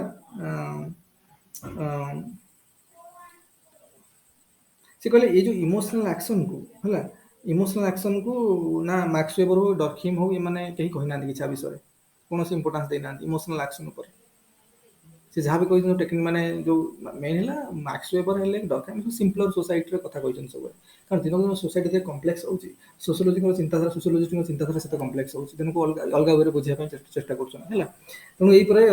ଇମୋସନାଲ ଆକ୍ସନ ବିଷୟରେ ଡର୍ଖାଇମ୍ ଏବଂ ମାର୍କସ ୱେବର ମାନେ କିଛି କହିନାହାନ୍ତି ହେଲା। ତେଣୁ ସେଇଟା କଥା, ଇମୋସନାଲ ଆକ୍ସନ ହେଉଛି ନା ପ୍ଲାନ୍ଡ ଆକ୍ସନ, ଥୋଡ଼ି ତୁମେ ପ୍ଲାନ୍ କରିକି ଏମିତି କରୁଛ ନା, ଏଗୁଡ଼ାକ କ'ଣ ଗୋଲ୍ ଓରିଏଣ୍ଟେଡ୍, ଏଇଟା କିଛି ସେମିତି ନାହିଁ ହେଲା। ତାପରେ ଆମେ ଦେଖିବା ଭାଲ୍ୟୁ ରେସନାଲ ଆକ୍ସନ, ଏଟାକୁ ଇଏରେ କୁହନ୍ତି କ'ଣ କି, ଜର୍ମାନ ଲାଙ୍ଗୁଏଜରେ କୁହନ୍ତି WERT, ୱର୍କ ରାସନାଲ ଆକ୍ସନ ହେଲା। ତେଣୁ ୱର୍କ ରାସନାଲ ଆକ୍ସନ, ଭାଲ୍ୟୁ ରାସନାଲ ଆକ୍ସନ, ଏଇଟା କ'ଣ ଦେଖ, ଏଠି କ'ଣ ଅଛି ନା ଭାଲ୍ୟୁଜ୍, ଆମେ କହୁନା ତ ଭାଲ୍ୟୁ ସିଷ୍ଟମ ଭଲ, ଲୋକଟାର ଭାଲ୍ୟୁ, ମ୍ୟାନ୍ ଅଫ୍ ଭାଲ୍ୟୁଜ୍, ତାମାନେ କ'ଣ, sense of duty, sense of honour, sense of pride, self respect, ଏଗୁଡ଼ା ସବୁ ଦିସ୍ ଇଜ୍ ଭାଲ୍ୟୁ, ମାନେ କ'ଣ ଭାଲ୍ୟୁ ରାସନାଲ ଆକ୍ସନ ସେଗୁଡ଼ା ସବୁ। ମନେକର ତମେ ଯାଇକି ତୁମେ ଗୋଟେ ଚାକିରି ମିଳିଛି, ମନେକର ତୁମେ ଗୋଟେ ପର୍ଟିକୁଲାର ଜବ୍ କରୁଛ ଗୋଟେ ଯାଇକି, ତ ସେଠି ଯାଇକି ଠିକ୍ ଟାଇମ୍ରେ ଯିବା, ଠିକ୍ ଟାଇମ୍ରେ ଆସିବା, ଠିକ୍ ଟାଇମ୍ରେ ଆସି ନପାର ତ ଠିକ୍ ଟାଇମ୍ରେ ଯିବା, କାମ ସରିଲେ ଆସିବ, ପୁରା ଡେଡିକେଟେଡ୍ ହେଇ କାମ କରିବା। ତ ଏଇ ଯେଉଁ ଜିନିଷ ନା, ତାମାନେ ତୁମର ଭାଲ୍ୟୁଜକୁ ଦେଖିଲା, ପିଲାର ଭାଲ୍ୟୁଜ୍ ଭଲ ଅଛି, କାମ ଠିକ୍ରେ ଚାଲିଛି, ମାନେ ପୁରା ଡ୍ୟୁଟି ବାଉଣ୍ଡ, ତମେ ଯାହା ଦେଇଛି କର୍ମ ହିଁ ଭଗବାନ, ବୁଝୁଛ ନା ନାହିଁ? କି ପ୍ରାଇଡ୍, ଆମ ଇଣ୍ଡିଆନ୍ ଲାଗି ପ୍ରାଇଡ୍ ଫିଲ୍ କରୁଛେ, କି ମନେକର ଅନର ଫିଲ୍ କରୁଛେ, ଆମେ କୌଣସି ଜିନିଷ କରିକି ଆମେ ଗୋଟେ ଅନର ଫିଲ୍ କରୁଛେ। ଏଇ ଯେଉଁ ଜିନିଷ ଗୁଡ଼ା, କି ସେଲ୍ଫ ରେସ୍ପେକ୍ଟ ଗୁଡ଼ା, ଆମେ କହୁଛେ ସେଲ୍ଫ ରେସ୍ପେକ୍ଟ ଉପରେ କଥା ଆସିଲେ ଆମେ କିଛି କରିବେନି। ତ ସେଠି କ'ଣ ନା, ଏଠି ଏଇ ଜିନିଷ ଆମେ କହୁଛେ because of this values only, self respect ହେଲା, ଡ୍ୟୁଟି ହେଲା, ଅନର ହେଲା, ପ୍ରାଇଡ୍ ହେଲା, ଏଇ ଜିନିଷ ପାଇଁ ଆମେ କରୁଛେ। ମନେକର କାଲି ମନେକର ଆମେ ଯାଇକି ଛିଡ଼ା ହେଇଛେ ବର୍ଡର, ପାକିସ୍ତାନ ଆସିକି ଗୋଟେ କ'ଣ କହିଦେଲା, ଥୋଡ଼ି ଆମେ ସେଠି ରାସନାଲ ଥିଙ୍କିଂ କରିବା ଯେ ତାକୁ ମାରିବା କି ନାହିଁ, ଠିକ୍ ହବ ନା ଭୁଲ ହବ। ଆମ ଦେଶର ଆତ୍ମସମ୍ମାନ ଉପରେ କିଛି କଥା ଆସିଲା ମାନେ ଆମେ ଛାଡ଼ିବେନି ସେଠି, ତମେ ବୋଧେ କାହାକୁ ନ ମାରିପାର, ତମ ଜୀବନ ହଉଛି ପଳେଇ, ଛାଡ଼ିବନି ସେଠି। ତ ଏଇ ଜିନିଷ ତମେ ଏଠି କାହିଁକି କଲ, ଏଇ ଯେଉଁ ସୋସିଆଲ ଆକ୍ସନଟା ସେଠି ହେଲା, because of what, because of the honour, because of the pride for the country. ବୁଝୁଛ ନା, କି କାଲି ତମକୁ ମନେକର ତମ ଆତ୍ମସମ୍ମାନକୁ ଆଘାତ ହେଲା ଭଳିଆ କିଛି ଲୋକ ଗୋଟେ କ'ଣ କହିଦେଲା, ତମକୁ ସେଠି ଖରାପ ଲାଗିଲା, ତା ପ୍ରତି ଉତ୍ତରେ ତମେ ତାକୁ କିଛି ଗୋଟେ ଗାଳି ଗୁଲଜ କରିଦେଲ, କି କ'ଣ ଗୋଟେ କହିଦେଲ। ତ ସେଠି ଯେଉଁ ସୋସିଆଲ ଆକ୍ସନଟା ହେଲା, ଏଠି ଥୋଡ଼ି କୌଣସି ରାସନାଲ ଥିଙ୍କିଂ ଯୋଗୁଁ ହେଉଛି, that is because of the values. ତମ ଭାଲ୍ୟୁ ଉପରେ କିଛି ପ୍ରୋବ୍ଲେମ ଆସିଲା, ତମେ କହିଦେଲ, ସୋସିଆଲ ଆକ୍ସନଟା ହେଲା। ତେଣୁ କିଛିଟା ସୋସିଆଲ ଆକ୍ସନ ଯେଉଁଟା ଭାଲ୍ୟୁ ବେସ୍ଡ, ବୁଝୁଛ ନା ନାହିଁ? ତେଣୁ ଭାଲ୍ୟୁକୁ ନେଇକି ଏଇ ପ୍ରକାର ସୋସିଆଲ ଆକ୍ସନକୁ ସେ କ'ଣ କହିଲେ, ଭାଲ୍ୟୁ ସୋସିଆଲ ଆକ୍ସନ୍ସ ହେଲା। ତେଣୁ ଏଥିରେ କିଛି ପର୍ସନାଲ ଗେନ୍ ହେବାର ନାହିଁ, ଥୋଡ଼ି ଆମକୁ କିଛି ପର୍ସନାଲ ଗେନ୍ ଏଥିରେ ହେଉଛି, କି ପର୍ସନାଲି ଜିନିଷ ଆମକୁ କିଛି ମିଳୁଛି ଏଥିରେ ସେମିତି କିଛି ନାହିଁ। ଏଇଟା ଯାହା ବି ଆମେ କରୁଛେ ବିକଜ ଅଫ୍, ମନେକର କାଲି ଗୋଟେ ଆମେ ଯେଉଁ ଗଭର୍ଣ୍ଣମେଣ୍ଟ ଦେଖେ କାମ କରିବ, ବହୁତ ଲୋକ ଠକି ଠାକି ବି ପଇସା ନେଉଛନ୍ତି ଦରମା,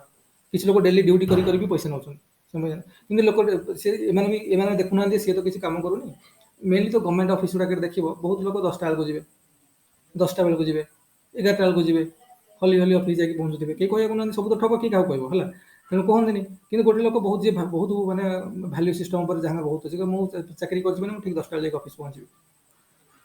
ତ କିଛି ଲୋକ ଅଛନ୍ତି ସେମିତି କାମ ବି କରୁଛନ୍ତି, ଏଭଳିଆ କାମ କରୁଛନ୍ତି। ସେମିତି ନୁହଁ ଯେ ସେଇଟା କରିବା ଦ୍ୱାରା ତାଙ୍କୁ ସରକାରଙ୍କ ତରଫରୁ କିଛିଟା ଅଧିକା ପ୍ରେଷ୍ଟିଜ୍ ଦିଆଯାଉଛି, ଅଧିକା ସାଲାରୀ ମିଳିଯାଉଛି। ସେମାନଙ୍କୁ ଯେତିକି ସାଲାରୀ ଏମାନଙ୍କୁ ସେତିକି ସାଲାରୀ ମିଳୁଛି, କିନ୍ତୁ ଏମାନେ କାହିଁ କରୁଛନ୍ତି ତଥାପି?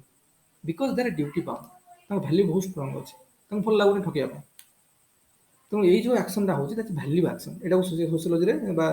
ୱେବର କ'ଣ କହିଲେ, ଦ୍ୟାଟ୍ସ ଭ୍ୟାଲ୍ୟୁ ସୋସିଆଲ ଆକ୍ସନ୍, ବା ଯୋଉଟାକୁ ଜର୍ମାଲ ଲାଙ୍ଗୁଏଜରେ କ'ଣ କୁହାଯାଉଛି, WOT ରାସନାଲ ଆକ୍ସନ୍, WERT ହେଲା। ତାପରେ ଗୋଲ ଓରିଏଣ୍ଟେଡ୍ ଆକ୍ସନ୍, ଗୋଲ ଓରିଏଣ୍ଟେଡ୍ ବା ଏଟାକୁ GWCK, ଯୋଉଟାକୁ ଆମ ଜର୍ମାଲ ଲାଙ୍ଗୁଏଜରେ ଜୁଏକ୍ ଆକ୍ସନ୍ କୁହାଯାଏ, ଗୋଲ ଓରିଏଣ୍ଟେଡ୍ ସୋସିଆଲ ଆକ୍ସନ୍। ଦେଖ ଗୋଲ ଓରିଏଣ୍ଟେଡ୍ ସୋସିଆଲ ଆକ୍ସନରେ କ'ଣ ହବ ନା, ଏଇଟା ହେଉଛି ମଡର୍ଣ୍ଣିଟି। ବର୍ତ୍ତମାନ ସମୟରେ ଏଇଟା ହଲମାର୍କ ଅଫ୍ ମଡର୍ଣ୍ଣିଟି। ଜୋକ୍ social action hallmark of modernity.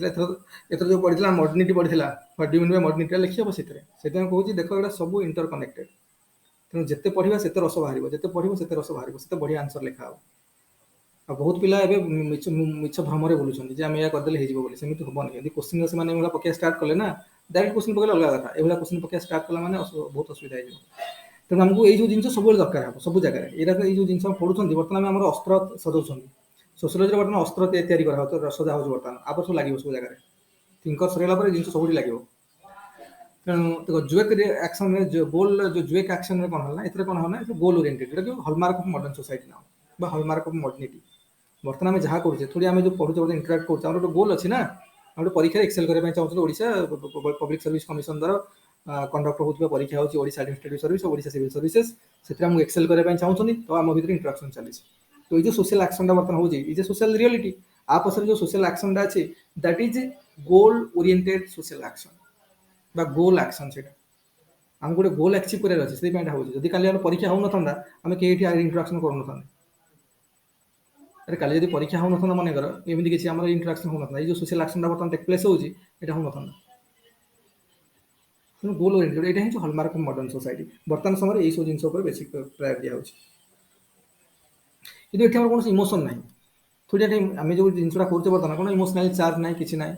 ଆମକୁ କୌଣସି ଜିନିଷ ଆକ୍ସିଭ୍ କରିବାର ଅଛି। ମୁଁ ଜାଣିଛି ଏଇ ଜାଗାରେ ପରଫେକ୍ଟ ଜିନିଷ ଆମକୁ ହେଲ୍ପଫୁଲ୍ ମିଳୁଛି, ତାକି ଯୋଉଟାକି ଆମ ପ୍ରିପାରେସନରେ ମୋମେଣ୍ଟମ୍ ଦେବ, ଆମେ ନିୟର ଟୁ ସକ୍ସେସ୍ ହେଇପାରିବା, ବା ସକ୍ସେସ୍ ଆମକୁ ମିଳିବାର ପ୍ରୋବାବିଲିଟି କାଫି ବଢ଼ିଯିବ। ତ ସେଥିପାଇଁ ଆମର ଇଣ୍ଟରାକ୍ସନ ଚାଲିଛି।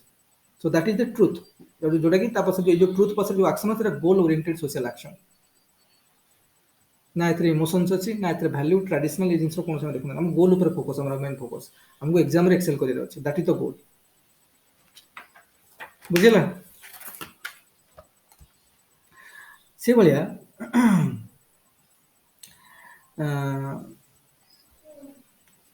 ତେଣୁ କହିବାର ମାନେ ହେଲା ଯେ ଆମକୁ ଏବେ ବର୍ତ୍ତମାନ ସୁଦ୍ଧା ଆମେ ଜାଣିଲେ ଯେ subject matter, according to Max Weber, subject matter of sociology ହେଲା ସୋସିଆଲ ଆକ୍ସନ। ଆଉ ସୋସିଆଲ ଆକ୍ସନ ଦୁଇ ପ୍ରକାର ସୋସିଆଲ ଆକ୍ସନ ହେଇପାରେ। ଯେମିତି ଗୋଟେ ହେଲା କ'ଣ, ଯୋଉଟାକି ଆମେ ଗୋଟେ ଏକ୍ସପ୍ଲିସିଟ୍ ସୋସିଆଲ ଆକ୍ସନ, ଯୋଉଟାକି ଆଉଟସାଇଡରୁ ଭିଜିବୁଲ, ଯୋଉଥିପାଇଁ କୌଣସି ଇଣ୍ଟରପ୍ରିଟେସନ ଦରକାର ନାହିଁ, ଯୋଉଟାକୁ ଆମେ ଡାଇରେକ୍ଟଲି ଅବଜର୍ଭ କରିକି ଏକ୍ସପ୍ଲେନ କରିଦେଇ ପାରିବା। That is something similar to what, positivism କାଟାଗୋରୀର ଯୋଉମାନେ ସୋସିଓଲୋଜି ଯାହା କହୁଥିଲେ, ସୋସିଆଲ ଫ୍ୟାକ୍ଟ, ଏସବୁ ଜିନିଷର ଯୋଉ କଥା କହିଥିଲେ ତା ସହିତ ସମାନ। କିନ୍ତୁ ନେକ୍ସଟ କାଟାଗୋରୀ ହେଲା ନେକ୍ସଟ କାଟାଗୋରୀ ହେଲା କ'ଣ ନା, ଇମ୍ପ୍ଲିସିଟ୍ ସୋସିଆଲ ଆକ୍ସନ, ଯୋଉଟା ହିଁ ହେଉଛି real subject matter of sociology ବୋଲି ମ୍ୟାକ୍ସ ୱେବର କହିଲେ। ଯେ ଯୋଉ ଜିନିଷ ଅଛି, ଗୁଡ଼ାଏ ଜିନିଷ ଏଭଳିଆ ସୋସିଆଲ ରିଅଲିଟି ଅଛି ଯାହା ପାଇଁ ଇଣ୍ଟରପ୍ରିଟେସନ ଦରକାର। ଯେମିତି ପାଷ୍ଟରେ କୌଣସି ଇନସିଡେଣ୍ଟ ଘଟିଛି, ଯେମିତି ଆମ କାଶ୍ମୀର ଫାଇଲ ମୁଭିରେ ଏବେ ଯେମିତି କାଶ୍ମୀର ପଣ୍ଡିତଙ୍କର ଆଟ୍ରୋସିଟିଜ୍ କଥା କୁହାଯାଉଛି, ତ ସେଥିରେ ଗୋଟେ ଘଟଣା ଯେ ସୋସିଆଲ ଟ୍ରୁଥ୍, କିନ୍ତୁ ସେଇଟାକୁ ବୁଝିବା ପାଇଁ ଆମକୁ ଡାଇରେକ୍ଟଲି ଅବଜର୍ଭ କରିକି କ'ଣ ଅବଜର୍ଭ କରିବ, ତ ଲିଟରେଚର ପଢିବ, କି କାହାକୁ ପଚାରିବ, ବିଭିନ୍ନ ଇଣ୍ଟରଭ୍ୟୁ ନେବ ସେଇ ସମୟ ଲୋକମାନଙ୍କ ପାଇଁ, କାଶ୍ମୀର ପଣ୍ଡିତ ମାନଙ୍କର ଇଣ୍ଟରଭ୍ୟୁ ନେବ, ନେଲା ପରେ ଗୋଟେ ତ କିଛି ଗୋଟେ ଅଣ୍ଡରଷ୍ଟାଣ୍ଡିଂ ଆସିବ। ଆଉ ଯଦି ଆମକୁ ପରଫେକ୍ଟ ଅଣ୍ଡରଷ୍ଟାଣ୍ଡିଂ ନ ଆସିବ, ପାଖାପାଖି ଆପ୍ରୋକ୍ସିମେଟ୍ ଅଣ୍ଡରଷ୍ଟାଣ୍ଡିଂ ପଳେଇ ଆସିବ ବୋଲି ମ୍ୟାକ୍ସ ୱେବର କହୁଛନ୍ତି। ତେଣୁ ଇମ୍ପ୍ଲିସିଟ୍ ଆକ୍ସନ ଗୁଡ଼ାକ ଅଛି, ଯେ ବିଭିନ୍ନ ପ୍ରକାର ଇମ୍ପ୍ଲିସିଟ୍ କାଟାଗୋରୀ କରିଛନ୍ତି। ଗୋଟେ ଟ୍ରାଡିସନାଲ ଆକ୍ସନ, ଇମୋସନାଲ ଆକ୍ସନ, ଆଉ ଗୋଟେ ହେଲା ଭ୍ୟାଲ୍ୟୁ ରାସନାଲ ଆକ୍ସନ, ଆଉ ଗୋଟେ ହେଲା ଗୋଲ ଆକ୍ସନ ବା ଗୋଲ ଓରିଏଣ୍ଟେଡ୍ ସୋସିଆଲ ଆକ୍ସନ ହେଲା। ତେଣୁ କହିବାର ମାନେ ହେଲା ଏଗୁଡ଼ାକ ସବୁ ଏଇ ଟାଇପ୍ର ବିଭିନ୍ନ ଟାଇପ୍ର ଦେଖିଲେ କୋଉଟା କୋଉ ଟାଇପ୍ର ୟୁଜ୍ କରିହେବ। ତେଣୁ ଏଇ ସବୁ ସୋସିଆଲ ଆକ୍ସନ ସବୁ ଅଛି, କିନ୍ତୁ ଏଠି ହେଲା ସୋସିଆଲ ଆକ୍ସନ କଥା। କିନ୍ତୁ ଆକୁ ଅଣ୍ଡରଷ୍ଟାଣ୍ଡ କରିବା କଥା, ଇଣ୍ଟରପ୍ରିଟେସନ ତ କରିବା, ଏଇଟା ଜାଣିଗଲେ ଏଇ ପ୍ରକାର ସୋସିଆଲ ଆକ୍ସନ ଦରକାର। ତାକୁ ଆକୁ ଇଣ୍ଟରପ୍ରିଟେସନ କରିବା ପାଇଁ ଯୋଉ ପ୍ରକାର ଆମେ ଯୋଉ ୟୁଜ୍ କରିବା ଯୋଉ ମେଥଡ, ସେଟା ହେଉଛି ଆଇଡିଆଲ ଟାଇପ୍ ମେଥଡ, ଯୋଉଟା ଯୋଉଟା କନସେପଚୁଆଲ ଫ୍ରେମୱାର୍କ, ବା ବିଭିନ୍ନ ପ୍ରକାର ଯୋଉଟା ଆମେ କହିପାରିବା ଯେ କ'ଣ, ଏଇଟା ହେଉଛି କ'ଣ ନା ସମ୍ ଏସେନ୍ସିଆଲ ଆସ୍ପେକ୍ଟ ଅଫ ରିଅଲିଟି। ରିଅଲିଟିର କାରଣ ଗୋଟେ ରିଅଲିଟି ମାନେ ସେ କୁହନ୍ତି ରିଅଲିଟି ଇଜ ଭାଷ୍ଟ ଅନଅର୍ଗାନାଇଜ୍ଡ ଡାଇକୋଟୋମସ୍ ଚାଓଟିକ୍, ନୁହଁ କି? କୌଣସି ରିଅଲିଟି ନା very vast, very infinity in nature. So many things are responsible for the occurrence of that reality. तेणु सब जिन स्टडी करवा ह्यूमानली नॉट पॉसिबल तेणु आमको केतरा एसेंशियल आस्पेक्ट ऊपर फोकस करने पड़ो से प्रति एसेंशियल आस्पेक्ट को प्रति जो एसेंशियल आस्पेक्ट अच्छी से प्रति एसेंशियल आस्पेक्ट को आम आइडियल टाइप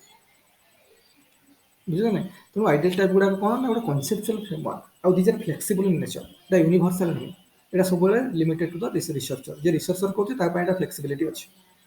किंतु गोटे कंटिन्यूअस परस्यूट कौन पाई ना बिकज कंटिन्यूअसली जिन सब स्टडी कर चली आम करुचे अन्य लोक भी कर समस्ते कर निज आइडियल टाइप डेभलप कर तेणु आंकर कहवा कथा जमी मैक्स वेबर हेले कि डरखाइम हेले जमी थ्योरी पर बेसी फोकस करते तो थ्योरीटा जमी माने कौन थ्योरी को से कहते यूनिवर्सालाइज करते थ्योरी को बेसी इंपोर्टेंस देते थ्योरी को ओभर ग्लोरीफाइड करते ये कहले थ्योरी कौन ग्लोरीफिकेशन ना थ्योरी को ग्लोरीफाई कर थ्योरी हूँ गोटे मीन्स ओनली आम रियलिटी पाखे पहुँचा तेणु थ्योरी को तुम निजे डिजाइन कर these are flexible in nature जोटा आइडियल टाइप थ्योरी कथा ये कहले हाइपोथेसिस कहले जोटा कि कौन ये कहले गुड़ाक सब आम निजे निजे फ्लेक्सिबल वे निजे डेभलप करहब और निजे गुड़ा यूज करके आम कौन रियलिटी पाखे पहुँची पार these are means only they are not end in itself they are means to the end टी किए understanding of the reality and तो से बुझा कहले आमको इंटरप्रिटेशन दरकार इंटरप्रिटेशन आमको गुड़ाए आस्पेक्ट तो अच्छे तार कि किसी इंपोर्टेंट आस्पेक्ट और एसेंशियल आस्पेक्ट ऊपर आम फोकस रखा से एसेंशियल आस्पेक्ट गुड़ा आइडियल टाइप कहवा आइडियल टाइप गुड़ा सोशल फैक्ट भाई नुहे सोशल फैक्ट गुड़ा से कौन कहते सोशल फैक्ट गुड़ा हूँ थिंग किए डरखाइम कहते सोशल फैक्ट हूँ थिंग व्हिच आर कौन which are rule bound which are continuous which are कौन empirically arrestable which are scientifically explainable से कहते कि कहले सेमती नुहे ये कहले जो आइडियल टाइप है ideal random in nature flexible in nature this the conceptual interpretation this the essential aspect of the reality तो रियलिटी तो आम सब एका बुझीपारे जेहतु reality vast reality unorganise reality चाओटिक तेणु रियलिटी को आम बुझीपारे एकदम से तेणु आमको पाखापाखि अंडरस्टांडिंग हो अप्रोक्सीमेट अंडरस्टांडिंग हो नियर ट्रुथ पाखे आम पहुँची पार तो से आमको दरकार कौन किसी इंपोर्टेंट आस्पेक्ट दरकार से रियलिटी से आस्पेक्ट को स्टडी करके हम गोटे अंडरस्टांडिंग डेभलप डिराइव कर थ्रू इंटरप्रिटेशन तेणु से जो पाखापाखि जो आम इंपोर्टेंट आस्पेक्ट गुड़ा स्टडी करेंगे से प्रति इंपोर्टेंट आस्पेक्ट को मैंने कौन कहले आइडियल टाइप बुझेगा तो मुझे कहवा कथा जे तो क्लारिटी आसीजी सो आम जो मैक्स वेबर पढ़ुं मैक्स वेबर सोशल एक्शन कथा हो आइडियल टाइप कथा हो तो क्लारिटी आसीजी जदि रिलेटेड आइडियल टाइप तो बहुत थर क्वेश्चन पड़ी 20 मार्क रे सोशल एक्शन भी क्वेश्चन पड़ी एगुड़ा पढ़ले आम आराम से लिखिदे पार कौन टेंशन नहीं ये सब करके लिखिदे पार आइडियल टाइप भी से भाई 2 प्रकार कथा कहते गोटे है कौन डायरेक्ट ऑब्जर्वेशनल आइडियल टाइप आउ गोटे है कौन आउ गोटे है इनडायरेक्ट एक्सप्लेनेटरी आइडियल टाइप जोटा इनडायरेक्ट हो जोटा आम कौन एक्सप्लेन करके इंटरप्रिट कर डायरेक्ट टाइपटा हूँ कौन पॉजिटिविज्म टाइप ऑब्जर्व करके एक्सप्लेन कर जो कौन इंटरप्रिटेशन आवश्यकता ना बुझेगा तेणु यही सब जिन गुड़ाक आम डिस्कसन अलरेडी कर सारे तो मैक्स वेबर मतलब जहाँ आज पर्यटन पढ़ले कौन कौन हवा कथा नुहे आम बाकी रहा आप पढ़ा अथॉरिटी अथॉरिटी पर पूरा ब्यूरोक्रेसी पर पढ़ा Protestant ethics spirit of capitalism ethical max weber sir max weber पर आम स्टार्ट करवा कौन कैलकुलेट पर्सन तेणु देखो मैक्स वेबर हम तो आस्ते आस्ते पढ़ुं इधर कहार क्लारिटी अंडरस्टांडिंग किसी प्रोब्लेम हवा कथा नुहे है आ किसी पचार अच्छी ना वाइंड अप करवा